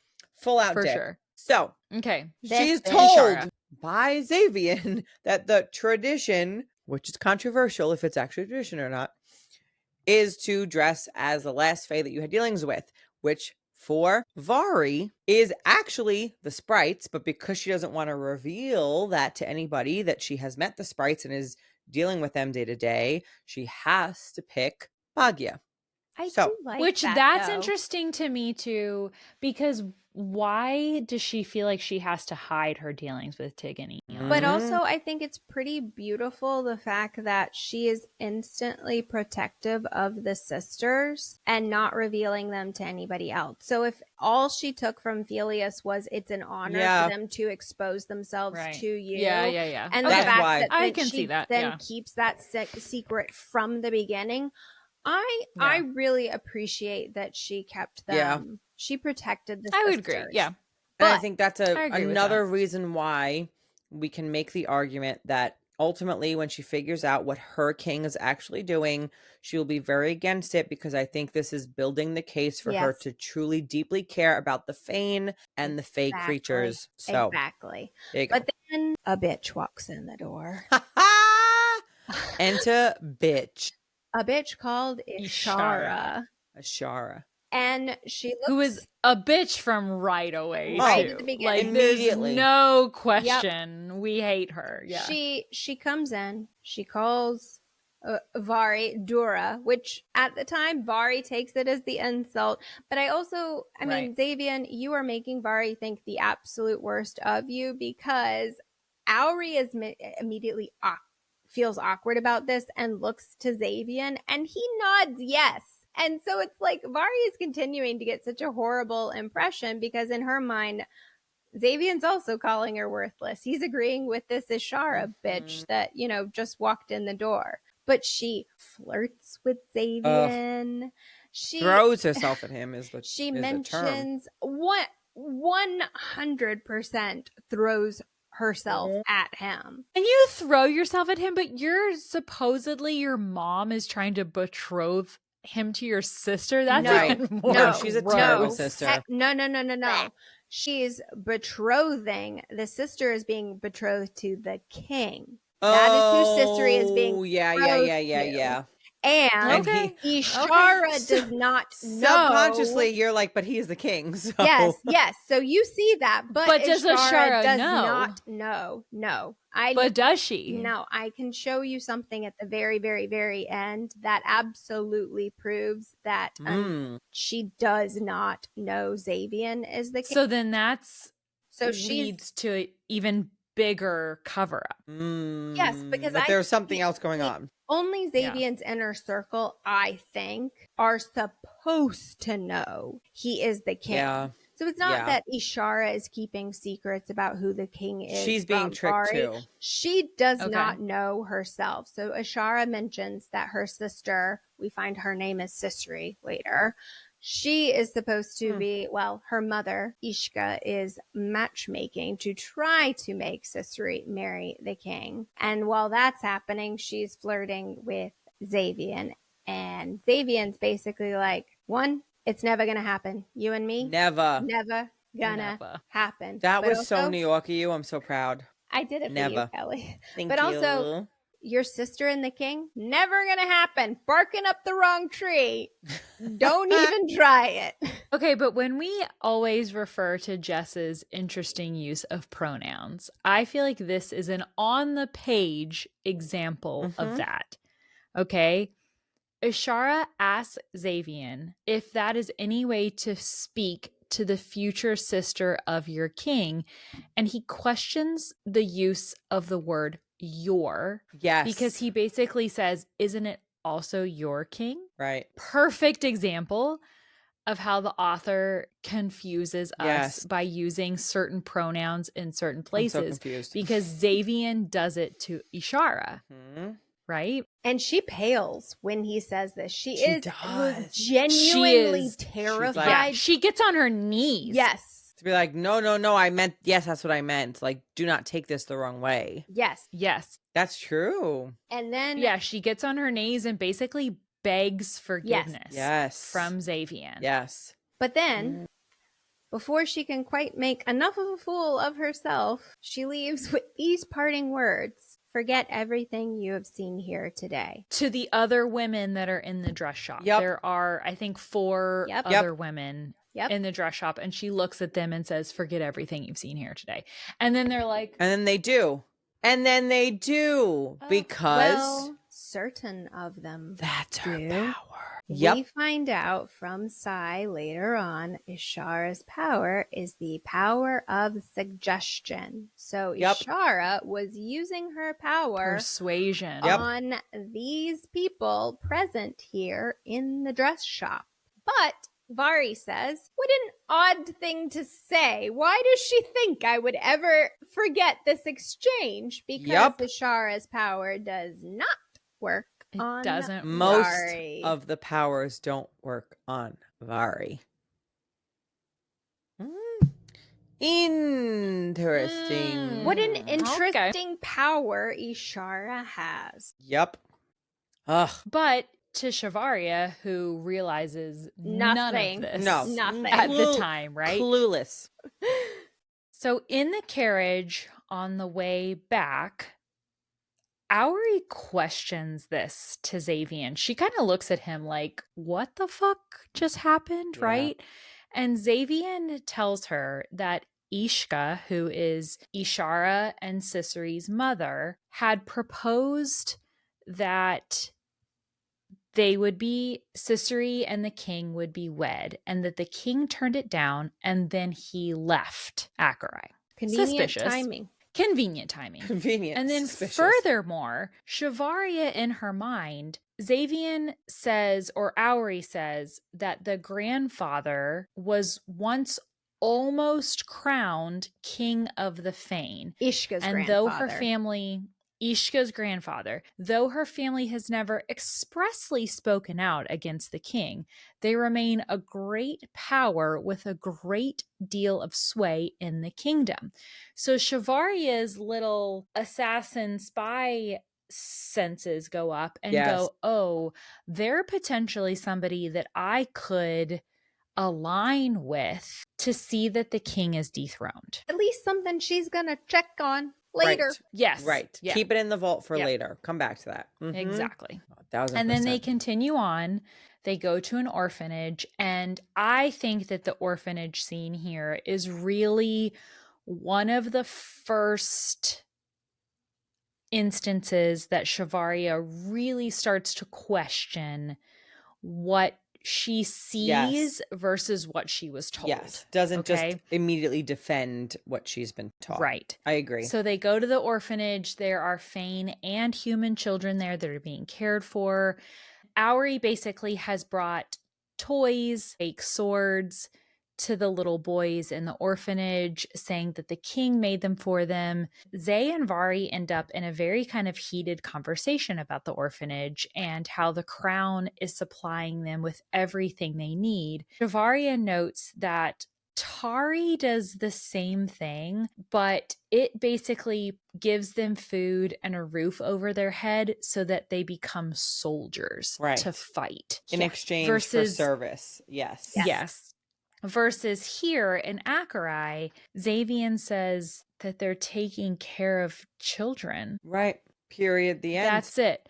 There's no ulterior motives. Right. It's not about the military. It's not about fighting. But he also kind of bites back to Shavaria and says, you must have clearly never experienced a lower class life.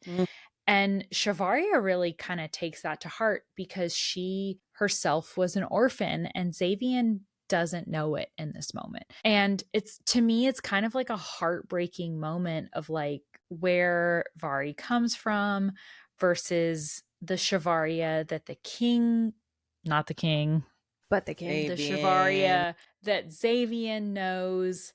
Like, it's really this big moment of the person who I really am versus the person I'm pretending to be. But she's pissed also. She's pissed. Because she bites back a retort, but in her head, she's thinking, he has no idea what life I've lived or what I've seen, yet the venom of his words burn in my veins as if every word were true because this is how he sees me. This is why he hates me.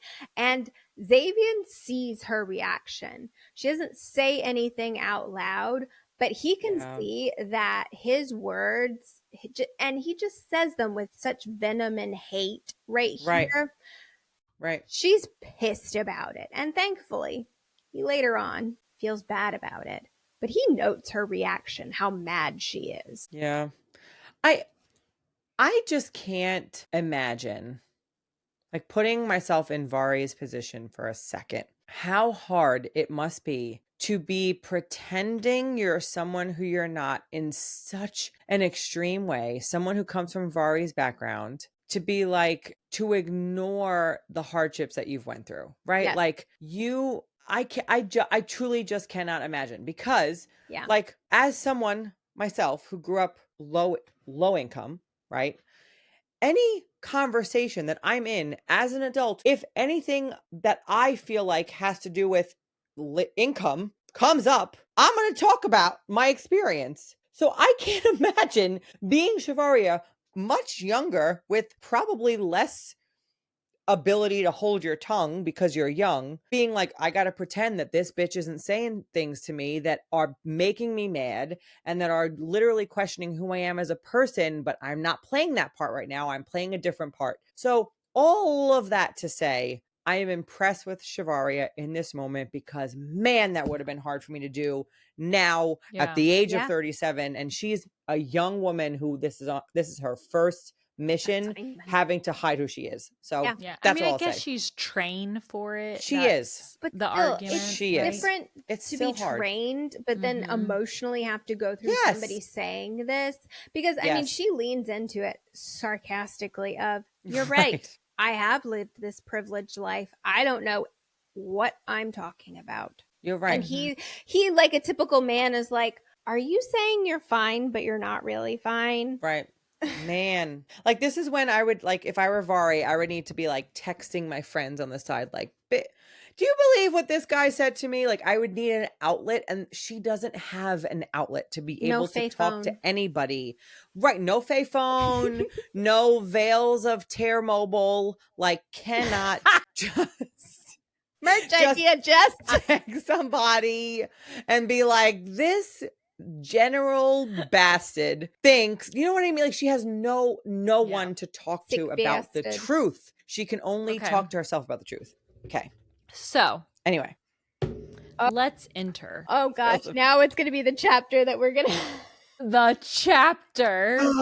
Chapter. Okay, because now we go back into flashbacks of Shivaria 8 years earlier. Shivaria is 16.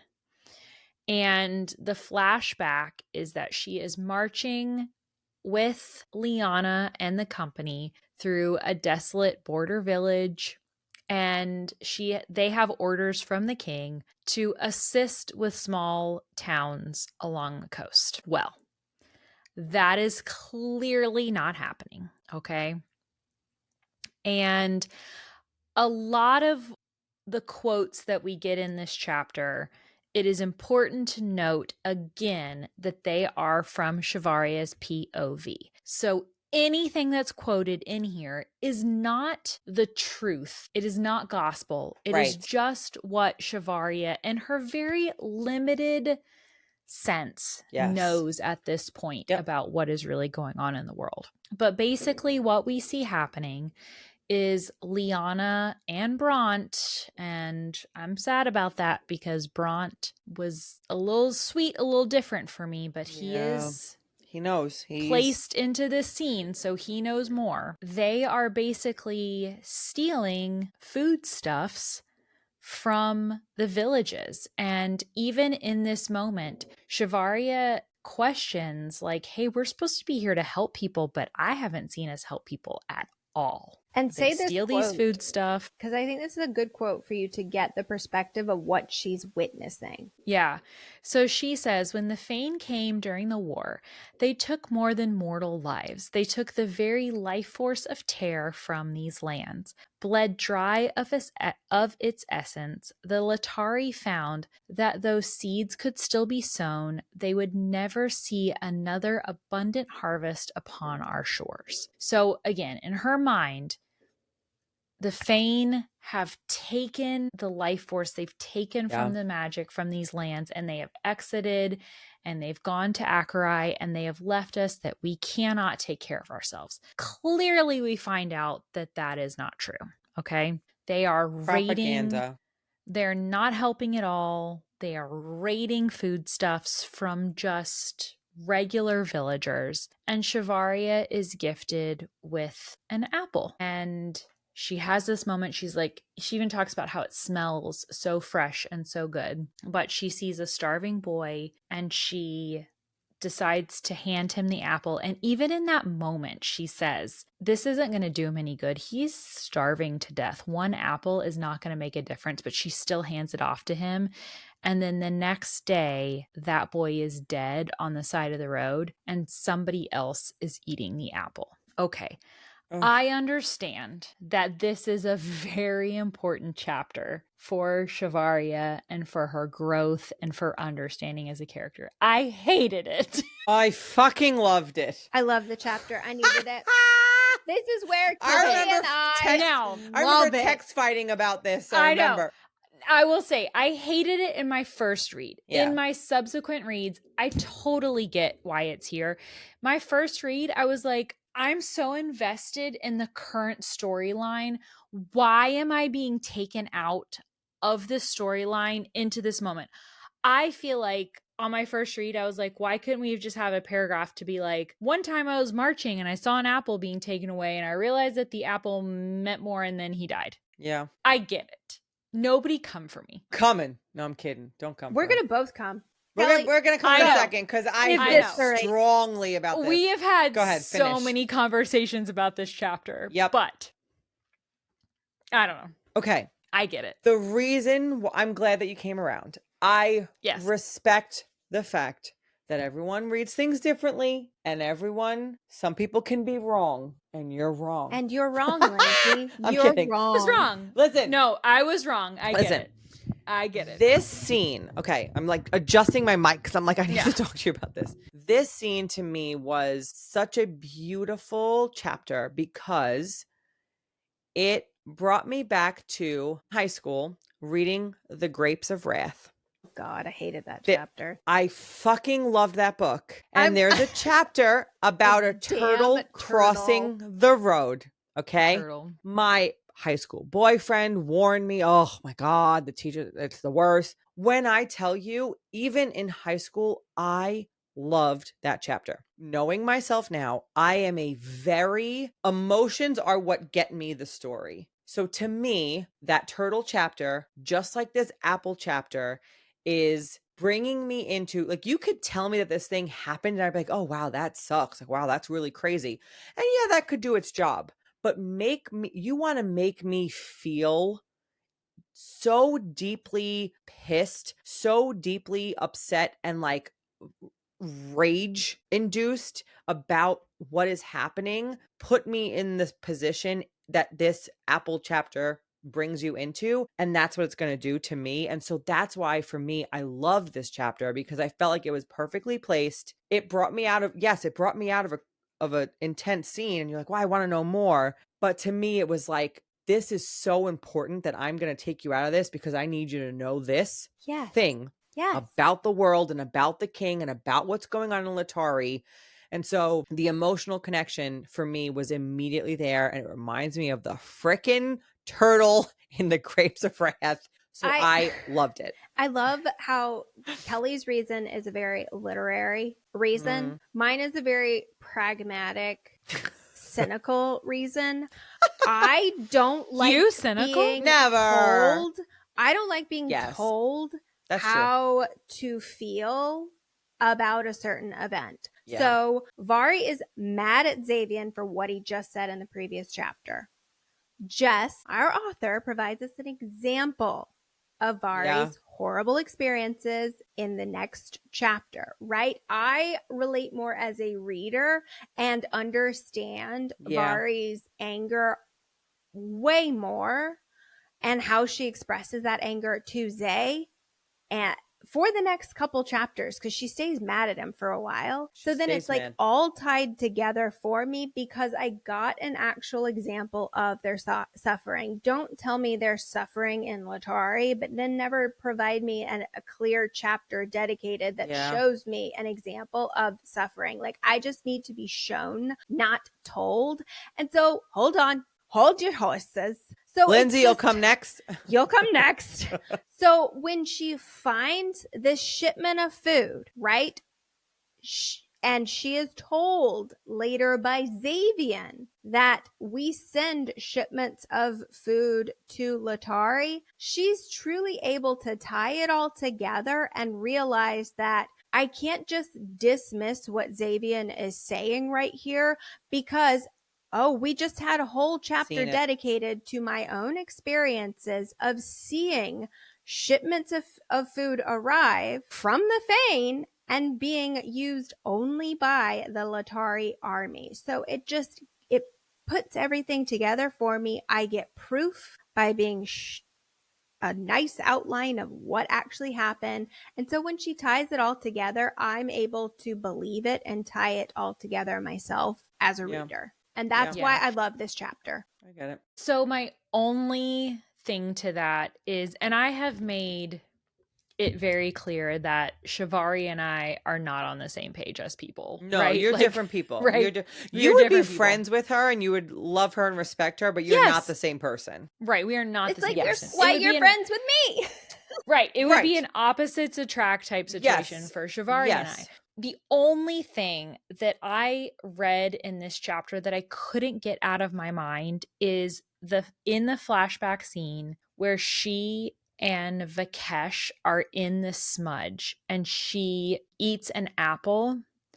That happened after this happened. And so it really bothers me that if this happened and she realized they're stealing food, or that little boy got killed for that apple, and then just pretty recently down the road, she goes to the smudge with Vikesh and she's just like, oh, look, an apple, whatever, and doesn't think anything of it. That bothers me as a character, that she did not in that moment realize how special or how important that apple was. Like, it bothers me that she didn't put more importance into the food. You think she didn't? That bothers me. Like, here's the your interpretation is that she never says I she don't think does. she did. Here's the thing. I think that scene with her and Vikesh later, when she's just like mindlessly nomming on the apple, I agree with Lindsey. I don't think she actually thinks twice about it, because I think it is meant to be there to show you just how fucking brainwashed she is, that she is like, nope, Latari would never do that. That must not be real. That is not what happened. I think she suppresses, your word, Kath, like just suppresses everything so much. And that scene was put there to show you that she has literally just pretended that that thing never happened and moved on. And it's supposed to show you just how awful and like consuming her life is as a Latari, that she is completely brainwashed. But even if you're brainwashed and you don't understand the larger motivations of what that apple means, you saw a little boy get killed over one and you eat one without even thinking about that. Yeah, she moves on immediately. Is an expensive ass import. Yep. Right? Like that costs, whether to import it or to pick it off the tree in the smudge, that apple costs a lot. Yeah. So I think she have a pushes that down moment with the apple, and that's what bothers you. So every apple she sees from here on out, she must I get that. I think after I saw someone get killed over it, I feel like every apple, because you would because I agree with that. You would, because you and I think Kath too, are very emotionally connected people who would be like, holy shit, wait a minute, something is wrong here. Vari isn't. She ain't. Because she has been brainwashed and taught differently. And so I completely agree with you, Lindsey. And I think the whole point is, when she saw that kid die and was like, holy shit, I think it's meant to show you just how skilled she is at pushing the bad shit down and moving on, just like she pushes the bad shit down when Vikesh breaks her heart and literally moves on and is in the general's bed in a week or however long it takes, because she can compartmentalize like it is her job. And so I agree with you. I would feel that way. And I think it's supposed to show you who Vari is and how she has been trained to just be like, that shit didn't happen, moving on. I can't deal with the bad shit right now. I have a job to do, which is a blessing and a curse, I think, for her character. Yeah. I also think that we're reading a lot into it. Like, at the end of the day, the chapter is placed there for us to really have a first person view as to things aren't as they seem. And I think that we are reading more into it than it was potentially intended to be. Its intention, shocker, right? Its intention is things aren't always that they seem. This is a first person perspective into how things are different, how things have changed. Yeah. I'm showing you on the page. Now let's continue to the next. I kind of want want to text Jess and be like, how hard are we supposed to think about this apple scene? Because we're thinking hard. No, about I mean, I it. think we thought about it the way I think we covered Yeah. all the bases of the I agree. apple scene. And I think it's just the only reason we're even bringing it up now is just because we found it so hilarious that Kelly and I had one reaction. Exactly. But Lindsey had a different. Yeah. And it was just, we knew we were going to always come to this scene to have a really fun discussion because we thought it was hilarious. I love hearing the different perspectives. And so that's why I think we went so deeply into it, because I think other listeners will appreciate, because who knows how they think about it, and let us know. In like DMs, just DM us and tell us what you think about the apple scene. An apple emoji or a turtle emoji, and we will know what you're talking about. We'll know. They're like, yep, I love this. I love the apple scene. There you go. But that is the beauty of this book, and of all books, that we can read the same words. And reading is subjective. Oh, it's beautiful. I love it. So don't come for people. People, let them enjoy their books. Okay, except Zay is the king. Come for me. She has just left the general after their experiences at the orphanage, and she's raging quite hard. But she comes to Felius's home and wanders into the garden. And she tells us how she's feeling about that conversation. She says, quote, "It's impossible not to think of the orphans and my conversations with the general. There are bound to be things in Acherai that don't match up to the horrific images I painted of the Fane. But I hadn't expected that." She falls asleep under a tree, and as she goes, she hears one of the sprites again, but she finally learned to listen, and she hears the Hana, and the translation, the old blood. Now, Lindsey, do the voice, do the voice. Hanya. The claw. The claw. He is our master. He decides which of us stays and who goes. If you don't get that that's a Toy Story reference, sleeps. You might be too young for No, I'm kidding. She sleeps. Lahana. She sleeps. I love that scene. She loves that voice. She loves that scene. Yep. But Katharine continued to go unhinged because what happens when she falls asleep? We have so many. She has a dream. Another And she dream. has taken no tea, 0, no herbs. This is natural ass dreaming. Yep. Natural ass dreaming. Didn't mean to, but was rocked to sleep. Raw dog dreaming. Raw dog dreaming. All right. So I'm going to hit the high points of Let's this do it, dream. baby. Everything's in red. There's blood on the floor. Lovely eyes, dulled by death, stare out from her form, from a mass of hair stained in blood. A man falls down to his knees, his words cut off, drowning in the gurgle of his own blood. Smoke is rising from the floor.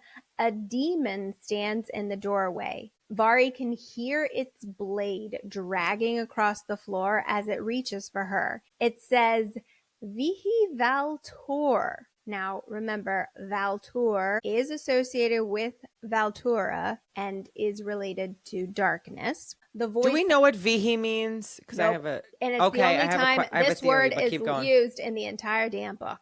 I think it means come something darkness. like that. Okay, yes, that's the impression I got as well. Because in Italian, okay, that's my theory. Go ahead. Right, exactly. Vihi is like come to me. Technically, that's Latin first, Miss Italian. There you go. I know, but me speaking Italian goes there first. But you're right. The voice claws into her mind, painfully sharp and searching. She screams through the agony. Then it appears her dream and real life start to collide together as she notes the demon starts calling her Shivaria. She runs away. But then she actually wakes up and starts running. She's unable to unravel her dream from reality, and she's hearing the demon chasing behind her. She attacks the demon, but eventually comes to and realizes it's Xavian. But also, nice punch. Right in the kisser. Right. Get him, Vari. So she definitely experienced this dream, but reality collided with the dream. And we think it's very important to make that distinction of when reality happens, because we are going to eventually go unhinged about what these dreams ultimately mean. Oh, just wait for us to go unhinged on that. So we Can't wait to bring want everybody into our text threads. Yes. We want to break these dreams apart between when she's truly just experiencing the dream versus when reality is colliding with her dream, because it can be misleading if you don't separate the two. Yeah. Yeah. But for us, we're not going there now. We're not going there We're just now. pointing it out. We're just pointing it Okay. out. Sorry, teasing. Right afterwards, right? Xavier's been punched in the face by Vari, but he has a change starting right now in how he approaches Vari from this moment. It's the first time we see a gentleness from him towards her. His voice is soft as he speaks to her. Why are you afraid of me? Why did you run from me? And he's actually really sweet towards her. It seems like a turning point in their relationship. And he says that he came to apologize for what he said to her earlier in the orphanage. He acknowledges that it was harsh. Of course, they still banter, because that's just them. He also kind of wants to know where she learned to fight, because like that really was a good punch. And so she just continues the lie of, my father made me take lessons. Yep. She sure does. All right. So after this whole scene, let's put a pin in this. Let's remember this scene, everybody, because we're going to come back, like we said, and spiral about things connected to this. And then one of our favorite moments is she goes back to her room and Tig and Eon are waiting for her, and they all snuggle up and fall asleep in bed together. It's just so cute, right? Yeah. I love that moment with them. Girlhood. Yes. She takes the Vikesh's herbs again. She notes that I'm going to let the darkness take me. The next morning, she wakes up to Eon's toothy grin in her face, but there's no mention of dreams from the night before, other than her afternoon nightmare that Xavier got to experience. And I think this is an example of Vikesh's herb really does help her, because Tig and Eon slept the entire night with Vari and woke up with her. So it doesn't appear her demon ever showed up again after she took Vikesh's herbs. That or the sisters were also able to keep her demon at bay. Just gonna throw that out as a possibility, I'm not feeling that. Yeah, but she doesn't make any mentions of feeling poorly from the night before. She doesn't feel hungover. So I have to think that Vikesh's herbs, the Shadow Bane, is actually working on her demon, just simply because of Eon's toothy grin. She's still in the bed with her the next morning, and who really wants to sleep with somebody who has demon night terrors? Not me. Right. Friend. Demon night terror. The next morning, Auri's carriage comes to pick up Vari, and she goes to Auri's cottage. Yeah, I really love this part. It's just a really fun banter between Shavaria and Xavier, where he's like, we're going over battle plans. And she says, battle plans for what? And then Auri's like, he means the mask. Like, I just think it's so playful and so cute that him as the general and her as this trained assassin are like, what battle plans? Right. And really, they're like, it's talking about a party. Yeah. I also love that Rish is joking about the fact that Vari punched Xavier in the face the day before. He's starting to wonder. Yeah, yes. He's it's also very playful with her. So even if Rish is starting to wonder, Mm-hmm. he's still not like suspicious around her. He's joking. He loves it. He's like, this is hilarious. Yeah. And we get a good quote from Vari here too that kind of makes me feel a little bit better about the fact that they're, quote, wasting their time planning this ball, right? She says, despite my assumptions, I do in fact find an advantage in agreeing to assist in the planning. Like those Phyleus employs to grow his flowers, Ari made a list of Fane with various gifts that will assist with the event. I memorize each name and the gift they were born with. The more knowledge I have about their abilities, the better. So she is still using her training. She still has that Fae-Dian in there. She is using every situation that she's in to just learn, and squirrel that information away for when it might be helpful. So she's starting to be like, okay, maybe this will be a little bit more helpful to me than I think. Yeah. And I also think that we see Xavian start to kind of turn a little bit too after their run in the previous day together. He checks on Vari to make sure that she didn't hurt herself when she punched him. How's your hand doing when you punched me in the face? Did you hurt yourself? And for the first time, he goes into the cottage and he leaves her alone with Auri.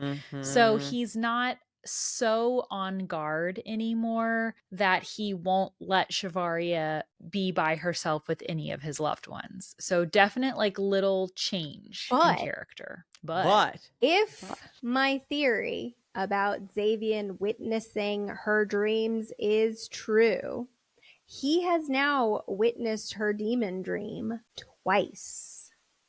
And even after that, he trusts her now with Auri. So something, even knowing she's having these horrible dreams, true. He's trusting her now, which I find is so unique. Thinking like normally I would have expected somebody to trust you even less. If you're not only somebody I don't trust, but now you're having freaky demon dreams, I don't trust you at all. But he does the opposite. He like leans into it and he's like, you know what you have in these dreams? I think that means I am gonna trust you. Freaky demon a hat that says freaky demon dreams and wear it. Katharine, merch idea. It is funny to me though that they're sitting here planning the party, and again, if we are correct that Xavian is the king, he's the king, and they're planning his party, he's just like there the entire time. Yeah. Like he was there helping them and do it. My favorite part about this is, I don't know if this is this scene, so we can cut it out if it's not, but my favorite part about this is when they're going back and forth about what the cake should be or what the dessert should be, and he just says he picks the chocolate cake and she goes, okay. And it's like, obviously she's going to say okay because he's actually the king and he just made his decision and told her he wants a chocolate cake at his own party. And don't we know that the chocolate cake is the king's favorite? Don't we get that tidbit somewhere before this, or is that a side note from Jess? Edit. I don't know. That's the whole joke with like why they always draw the chocolate cake. Like why Leslie drew a chocolate cake is because we know it's the king's favorite. But when do we find that out? Is it just Jess telling us? Honestly, have okay. No clue. All right, I'll edit. Xavian just says, "Make it chocolate." It's his favorite. Okay. So we do. Xavian tells us it's his favorite, but Xavian picks it. Like Xavian's the one who puts his foot down. His favorite. It's right. Yeah. Not it says his make favorite, it chocolate. It's his favorite. favorite. He says over his shoulder, "I'm his favorite." Auri retorts. Right, and then he makes a joke about like, I'm not so sure about that. I'm quite sure that's no longer true. Yeah. See, this exchange, he's the fucking king. He's the fucking king. This one, but also this one that's in this scene. But no, yes. Right. But that exchange that you're just talking about, I'm like, yeah, he's the king. Okay. Anyway, edit. Where are we up to? Yeah. In case you're wondering, it is chapter 18. If you want to say it for next episode. Perfect. Okay. Yeah. And then Auri rides back with her, and I kind of love this. She's like, I'm inviting myself in. I'll be honest with you and be forthright with you as long as you offer me the same. Really? Because who's your mate, Auri? Have you told her that? I don't know about that. But right. What are you expecting her to give you? Right. But I do like it. She might not be forthright, but she is offering Shivaria at this point the chance to question things. Yes. Because if you think about it, yes, she's not forthright with information. But if she was, would Shivaria believe her at this point? I don't think she would. Right? She And has so been given it's almost information and like, pushed it away. yeah, like Auri is allowing Shivari at this point to say, hey, we're friends. Let's be open with each other. Let's be honest with each other. When you're ready, come to me and I will tell you the truth. Yep. You know what else she offers her? A room in the palace. Hey, come stay Yes. with me. Hey, why don't In we, the again, it palace. makes you wonder, what do you know? Right. Because But also, if Zay has witnessed now her dream twice, and the very next day says, hey, Ari, go tell Vari she's going to come to the palace now and stay with us so we can keep a better eye on her. It makes so much more sense. That's why Shivaria is going to the palace now, because he's now seen her dream happen twice and they need to figure this out. The timing just 1000% works pretty on the nose. But it's so great of Auri to just kind of invite herself into dinner with Uncle Felius. Love that scene. To set it up where Felius is like, oh, anything you need. Oh, well, I would love to have your niece. Like, Auri political manipulates this situation the mastermind. So well. I love And even it. Felius is like, fuck, I got played. Yes. Good one, girl. Yep. And then it is kind of sad. Shivaria has a moment where she thinks, if I go to the palace and I kill the king, I might never see Tig and Eon again. Yeah. And so there is this kind of sad moment. Of course, we know later that Tig and Eon end up joining her in the palace. Nothing can keep They them away. continue to attend to her. But I like it that she has that moment with them of, oh, I might never see them again. She feels a connection with them immediately, which I think is important. Yep. Yep. And then they go to the palace. She sees even more grandeur than she has so far witnessed in Akerai, right? Her mind, for the first time since she's been in Akerai, also wander to thoughts of Lyanna and Vikesh. A little sad. Womp. Womp womp. All right. Someone else. Katharine, why don't you take this the next morning? I will. But I just want to draw your attention to something odd that Felius does right before Vari leaves. He pecks each of my cheeks lightly. I wish I knew the man better, because there is a world of what he wants to say seeping out into the expression on his face, but I don't understand a single thing he's trying to convey. Yeah. What are you trying to convey, Felius? Yeah. What Again, do you know? it's that question of what does Felius know, right? But he was like trying what does to Felius Jedi know? mind communicate with her there. Yeah. And she's just like, I know you want to tell me something, but I can't read your mind and I don't know you well enough here. But the next morning, Vari notes that so she still has Vikesh's herbs. She goes to the palace, moves right on into her even grander room than the last one. She takes the herb. 6 stars. 6 stars, absolutely. She takes the herb to go to sleep. And for all the herb does for her, she still sleeps like hished. I love that word. Hished. Hished. Wonder what that means.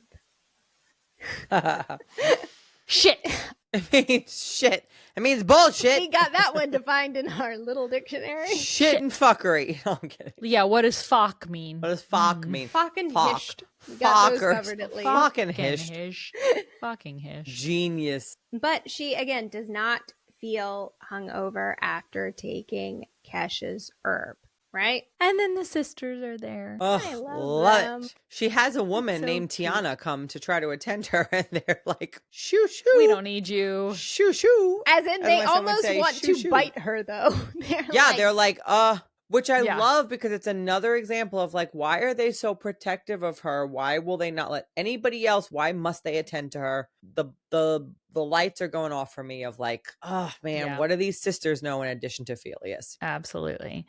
And then, of course, the pants debacle happens. Pantsgate. Shivaria wants to wear pants, but clearly Felius does not approve. Listen, he has not packed her any.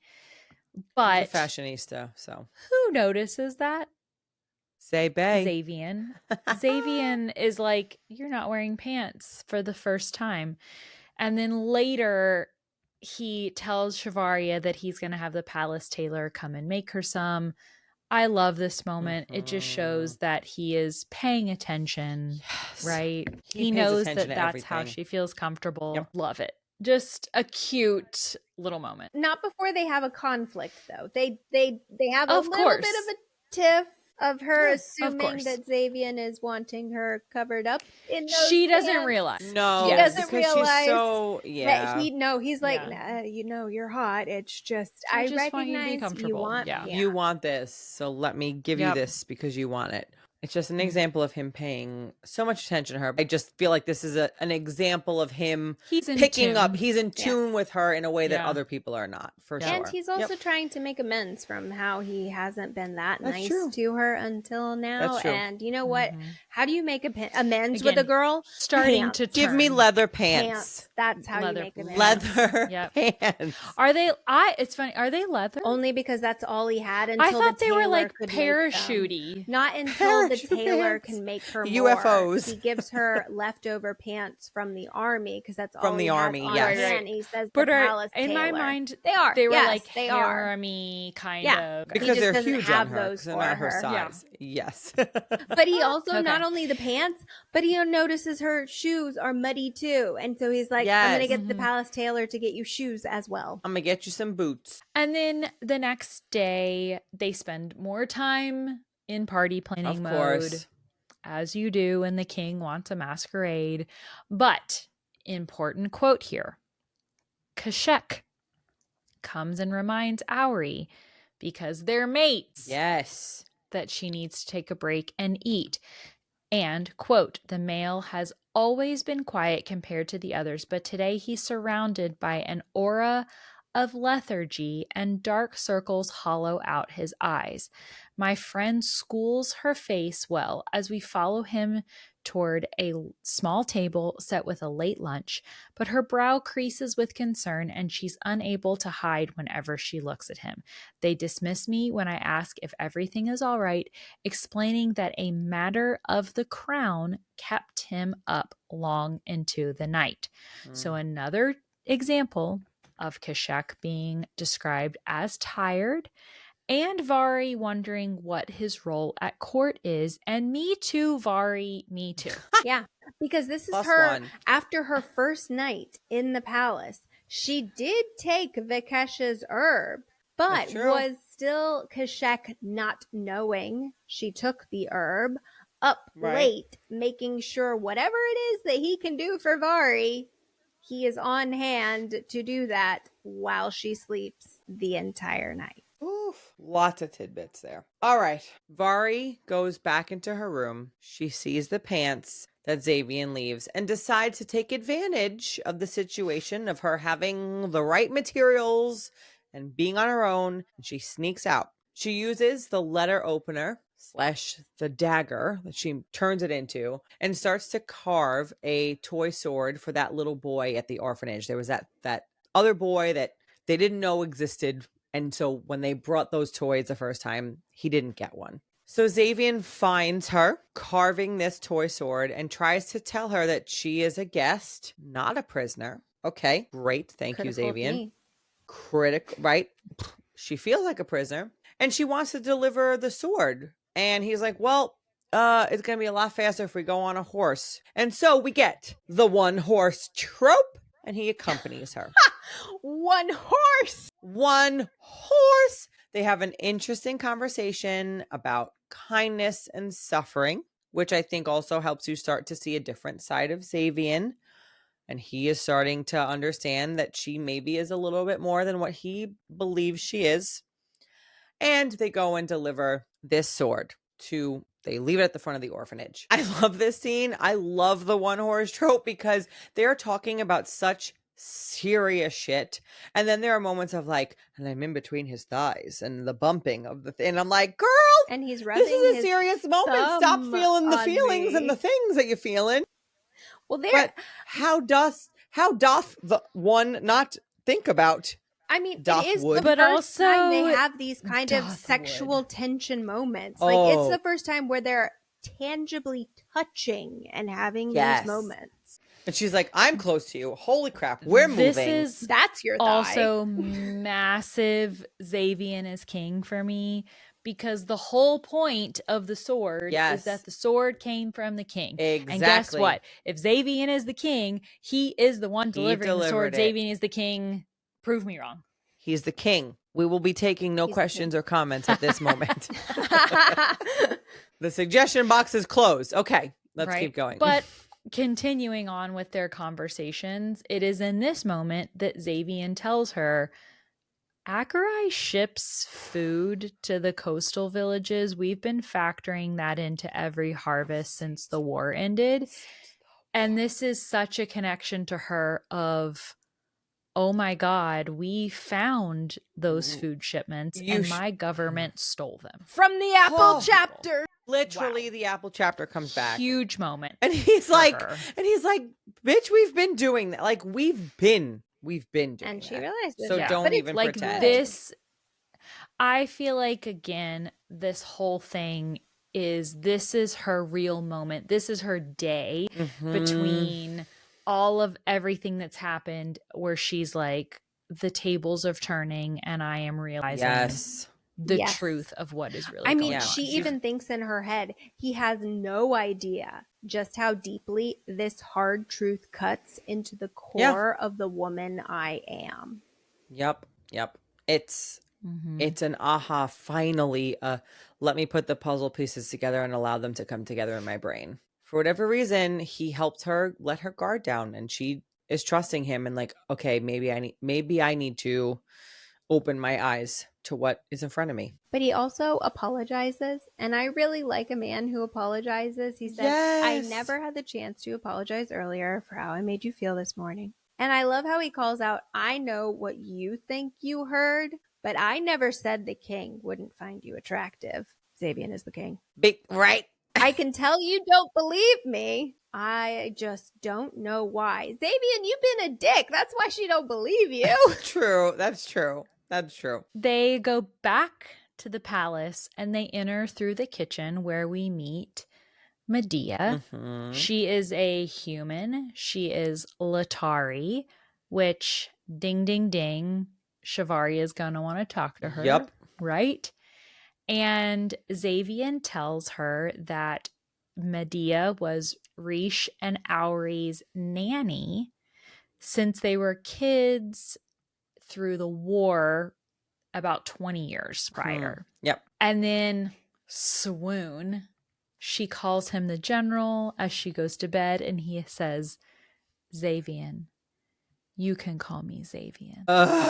Hello, turning point in their is here. relationship. Absolutely. made it. Absolutely. This is when it begins. This is a slow burn. Let me tell you. I don't think I It realized how is. slow of a burn it was until I reread it for the third time. I was like, Yeah. oh my, I'm like looking at the book and I'm like, how much I have left? And I'm like, they've nearly even a pickle. Like they have not like held hands It's more than a yet. pickle, Kelly. More than But a pickle. it's not slow burn because it's been a week.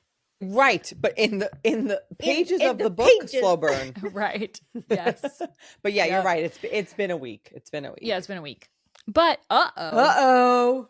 her pouch of herbs from Vikesh is missing. Shite. They must have fallen out Hished. on her ride. I don't know. I don't know if I believe this, but I'm just going to play devil's advocate because I like arguing with myself. Okay. Even if I present a Argue theory, with I'll just thyself. argue the other side. I wonder if Xavier might have stolen the herbs. Well, I agree. I don't think you're playing devil's advocate. Because- I think that he took them. But that would imply that he knows about the herbs, and I can't rationalize in my brain how he would know about Vikesh's herbs. Like, I can't really get there. But it's just Okay. very coincidental that it goes missing while they're on the horse together. So I'm Yes. just throwing it out there. He could have Yes. stolen it. Maybe they really just fell out. But either way, she doesn't have them. I think you're right. I think he stole them. And I think the reason he would know that she had it is not because he like saw him give it to her or anything like that. But I think that if our theory is correct and they all experienced her have that dream with the demon that first night in the cottage, and they're watching her and Keshek is doing certain things, that the nights that she takes the herb, in theory, if it really does keep the demon at bay, then they're not doing anything. And so I think that he knows she has something that's keeping the demon at bay. And I think they would not want the demon to be at bay because I think they want to solve the problem or solve the issue, get to the crux of it. So he's like, we can't waste time with you having nights where you're not addressing the demon and these things aren't happening. So he's taking it so that they can make sure that every night she is going into these dreams and they can do whatever the heck it is that they're doing. So that's my unhinged spiral, and I agree with you. I agree with you, but it makes me want to jump back on my Ari soapbox because nobody tells Vari any of this. No. And I didn't look at this at all, I'll be honest with you. No, I didn't either. It even crossed my mind. Didn't cross my mind. But if that is true, they're riding on a horse, they're in the cloak, and it just falls out. They fall out. Yeah, that was it. But who is standing outside her doorway? Because Xavier drops her off and then says, can I trust that you're going to actually stay put tonight? And she's like, no. No. Sure. So she leaves. Because obviously she's going to leave and she's going to go to the kitchen. And who is really creepily standing right outside her door? Kashek. I'm just here because I was looking for Auri. Why are you looking for her in my room? Nope, not buying it. Not buying it at all. You're waiting for me to fall asleep so you can do whatever the fuck it is you're doing. I just dropped her off. She should be going to bed right now. Stand guard outside her door and that do demon. What you're gonna do. But he says, you know what? Where are you going? Going to the kitchen for a sleeping draught? Oh, can I come with you and I can help you? I know tea. But I think that this is a big quote here, okay, that we get from Kashek. Yes. I would be happy to help you make a draft. See, you can't say it American. Like. He offers, it took me years to find the right combination of herbs to keep the dreams away. The fates have an odd sense of humor, he says. It's part of my gift, helping others in ways I cannot help myself. Yes. Okay, so if we know that his gift is a healer, what is the line of it? What does it mean? It's part of my gift, helping others in ways I cannot help myself. Because I feel like that is huge. I mean, I feel like it's when it comes to his real power. I mean, I feel like I think about a lot of fantasy books, right? While the healer can heal other people, but could not heal themselves, right? A lot of times they would need another healer with a power to heal themselves. Right. And I kind of apply that to this situation of his power works similarly. He can't do anything about his own dreams, but he can help other people with theirs. And isn't it just so freaking coincidental that the next line he says to her is, so good. We all have our own unique demons. Demon alert. Demon alert. Demon alert. Nudge, demons. Nudge. I mean, come on. Vari, the dude just said the word demon, and what do you got in your brain every night? A demon. I feel like she should have been like screaming at that point. Like, what does he know about my demon? So this is the first time that she has Kashek's tea. Yes. That one behind which you. Is Kashek's dreamless tea. Dreamless. Oh, so made she thinks. Made by a special friend. Okay, so now 3 T's have officially entered the chat. We have Vakesh's Shadowbane herbs. We have Xavier's drugs knock ya ass out. And third, Kashek's tea, which she notes is made from 3 petals from an unfamiliar yellow flower. So these are 3 distinct recipes. Yes. I think on my first read, I was like, tea helps her sleep. Go to bed. Great. Now, there are 3 distinct recipes of tea that, if you look at it, to Katharine's point, give her 3 different sleeping experiences. Truth. It's not false. And it's Big time. And these flowers are different from the flowers, the herb that Vakesh gave her. The Kesheks are yellow flowers. Vakesh's were shadowbane, which are glossy, like purple blue flowers. So these are different flowers here. Yep. Vari drinks all of the tea. Yep. And says, an uncomfortable weight settles on my eyelids. My head grows heavy, a thick fog of black clouding my vision when I drift off into the void. Another right void. now. Another Void. void is mentioned. Before Keshek parts from her, he says, I've got a long night ahead of me. So Keshek did not leave her.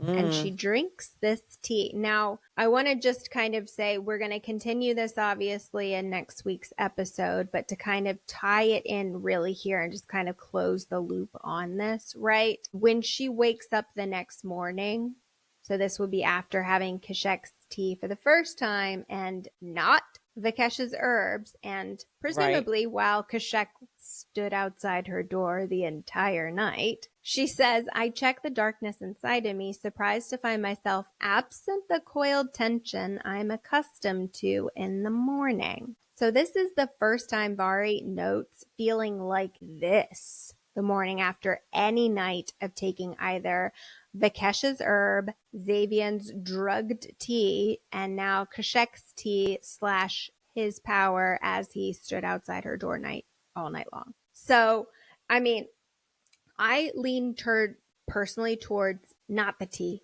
The tea was just tea, but actually Keshek's power, and that's why she feels this difference here, because although she's been at the palace before, and although Keshek has had now 2 late nights that Vari has noted, the previous late night, she still had Vakesh's herb that she took. This is the first night where Keshek is using his power when Vari does not have Vakesh's herb to take, and she's noting this different feeling as it relates to her demon the morning after. I feel like we are going to spiral about it. I know. And wait, guys, don't worry. We're going to go even more fucking unhinged about these dreams later on and spiral even more. So literally. That is true. I thought that was going to be this episode. And now that I'm looking at so all of our listeners know, we have been now recording 4 hours and 20 minutes. So that will be a lot smaller when I edit, but I literally was like, oh, we're still going to talk about this thing. If we talked about that, this would be a 6-hour episode, because our theories about these dreams and all of these different teas and things that help her are insane. I cannot wait to get to that. Oh my God. Every episode is going to be epic from here on out. I know. Sorry. So everybody, like, get your drinks and get your snacks, because it's going to be a lot. I can't wait to talk to Medea more too. Whew, that's coming soon. Next chapter. Next chapter. That is a wrap on episode 3. Good job. I know. Good episode. And great job, listeners, for sticking with us. This is a long episode and there's a lot in it. Thank you all so much for joining us for book club this week. Next episode, we will be covering chapters 18 through 25. So be sure to get your rereads on, get those annotations going, and join us for the next Fantasy Friday. Happy reading. Bye. Bye. Good luck. Good luck. Sayhanya. Old blood. This episode is sponsored by Rudora Marie, who is the official merchandiser for Child of Shivay. There are a few different collections up on the website right now, so you can choose from Join the Drakai, Bargain with the Fae, Celebrate Complicated Relationships, and Befriend Foot Sprites. The designs are so perfect for the vibe of this book, so be sure to go check out the shirts, hats, cups, sweatpants, everything. Together with Rudora Marie, we will be sponsoring a giveaway after the release of our final episode, so go check out our Instagram for more information.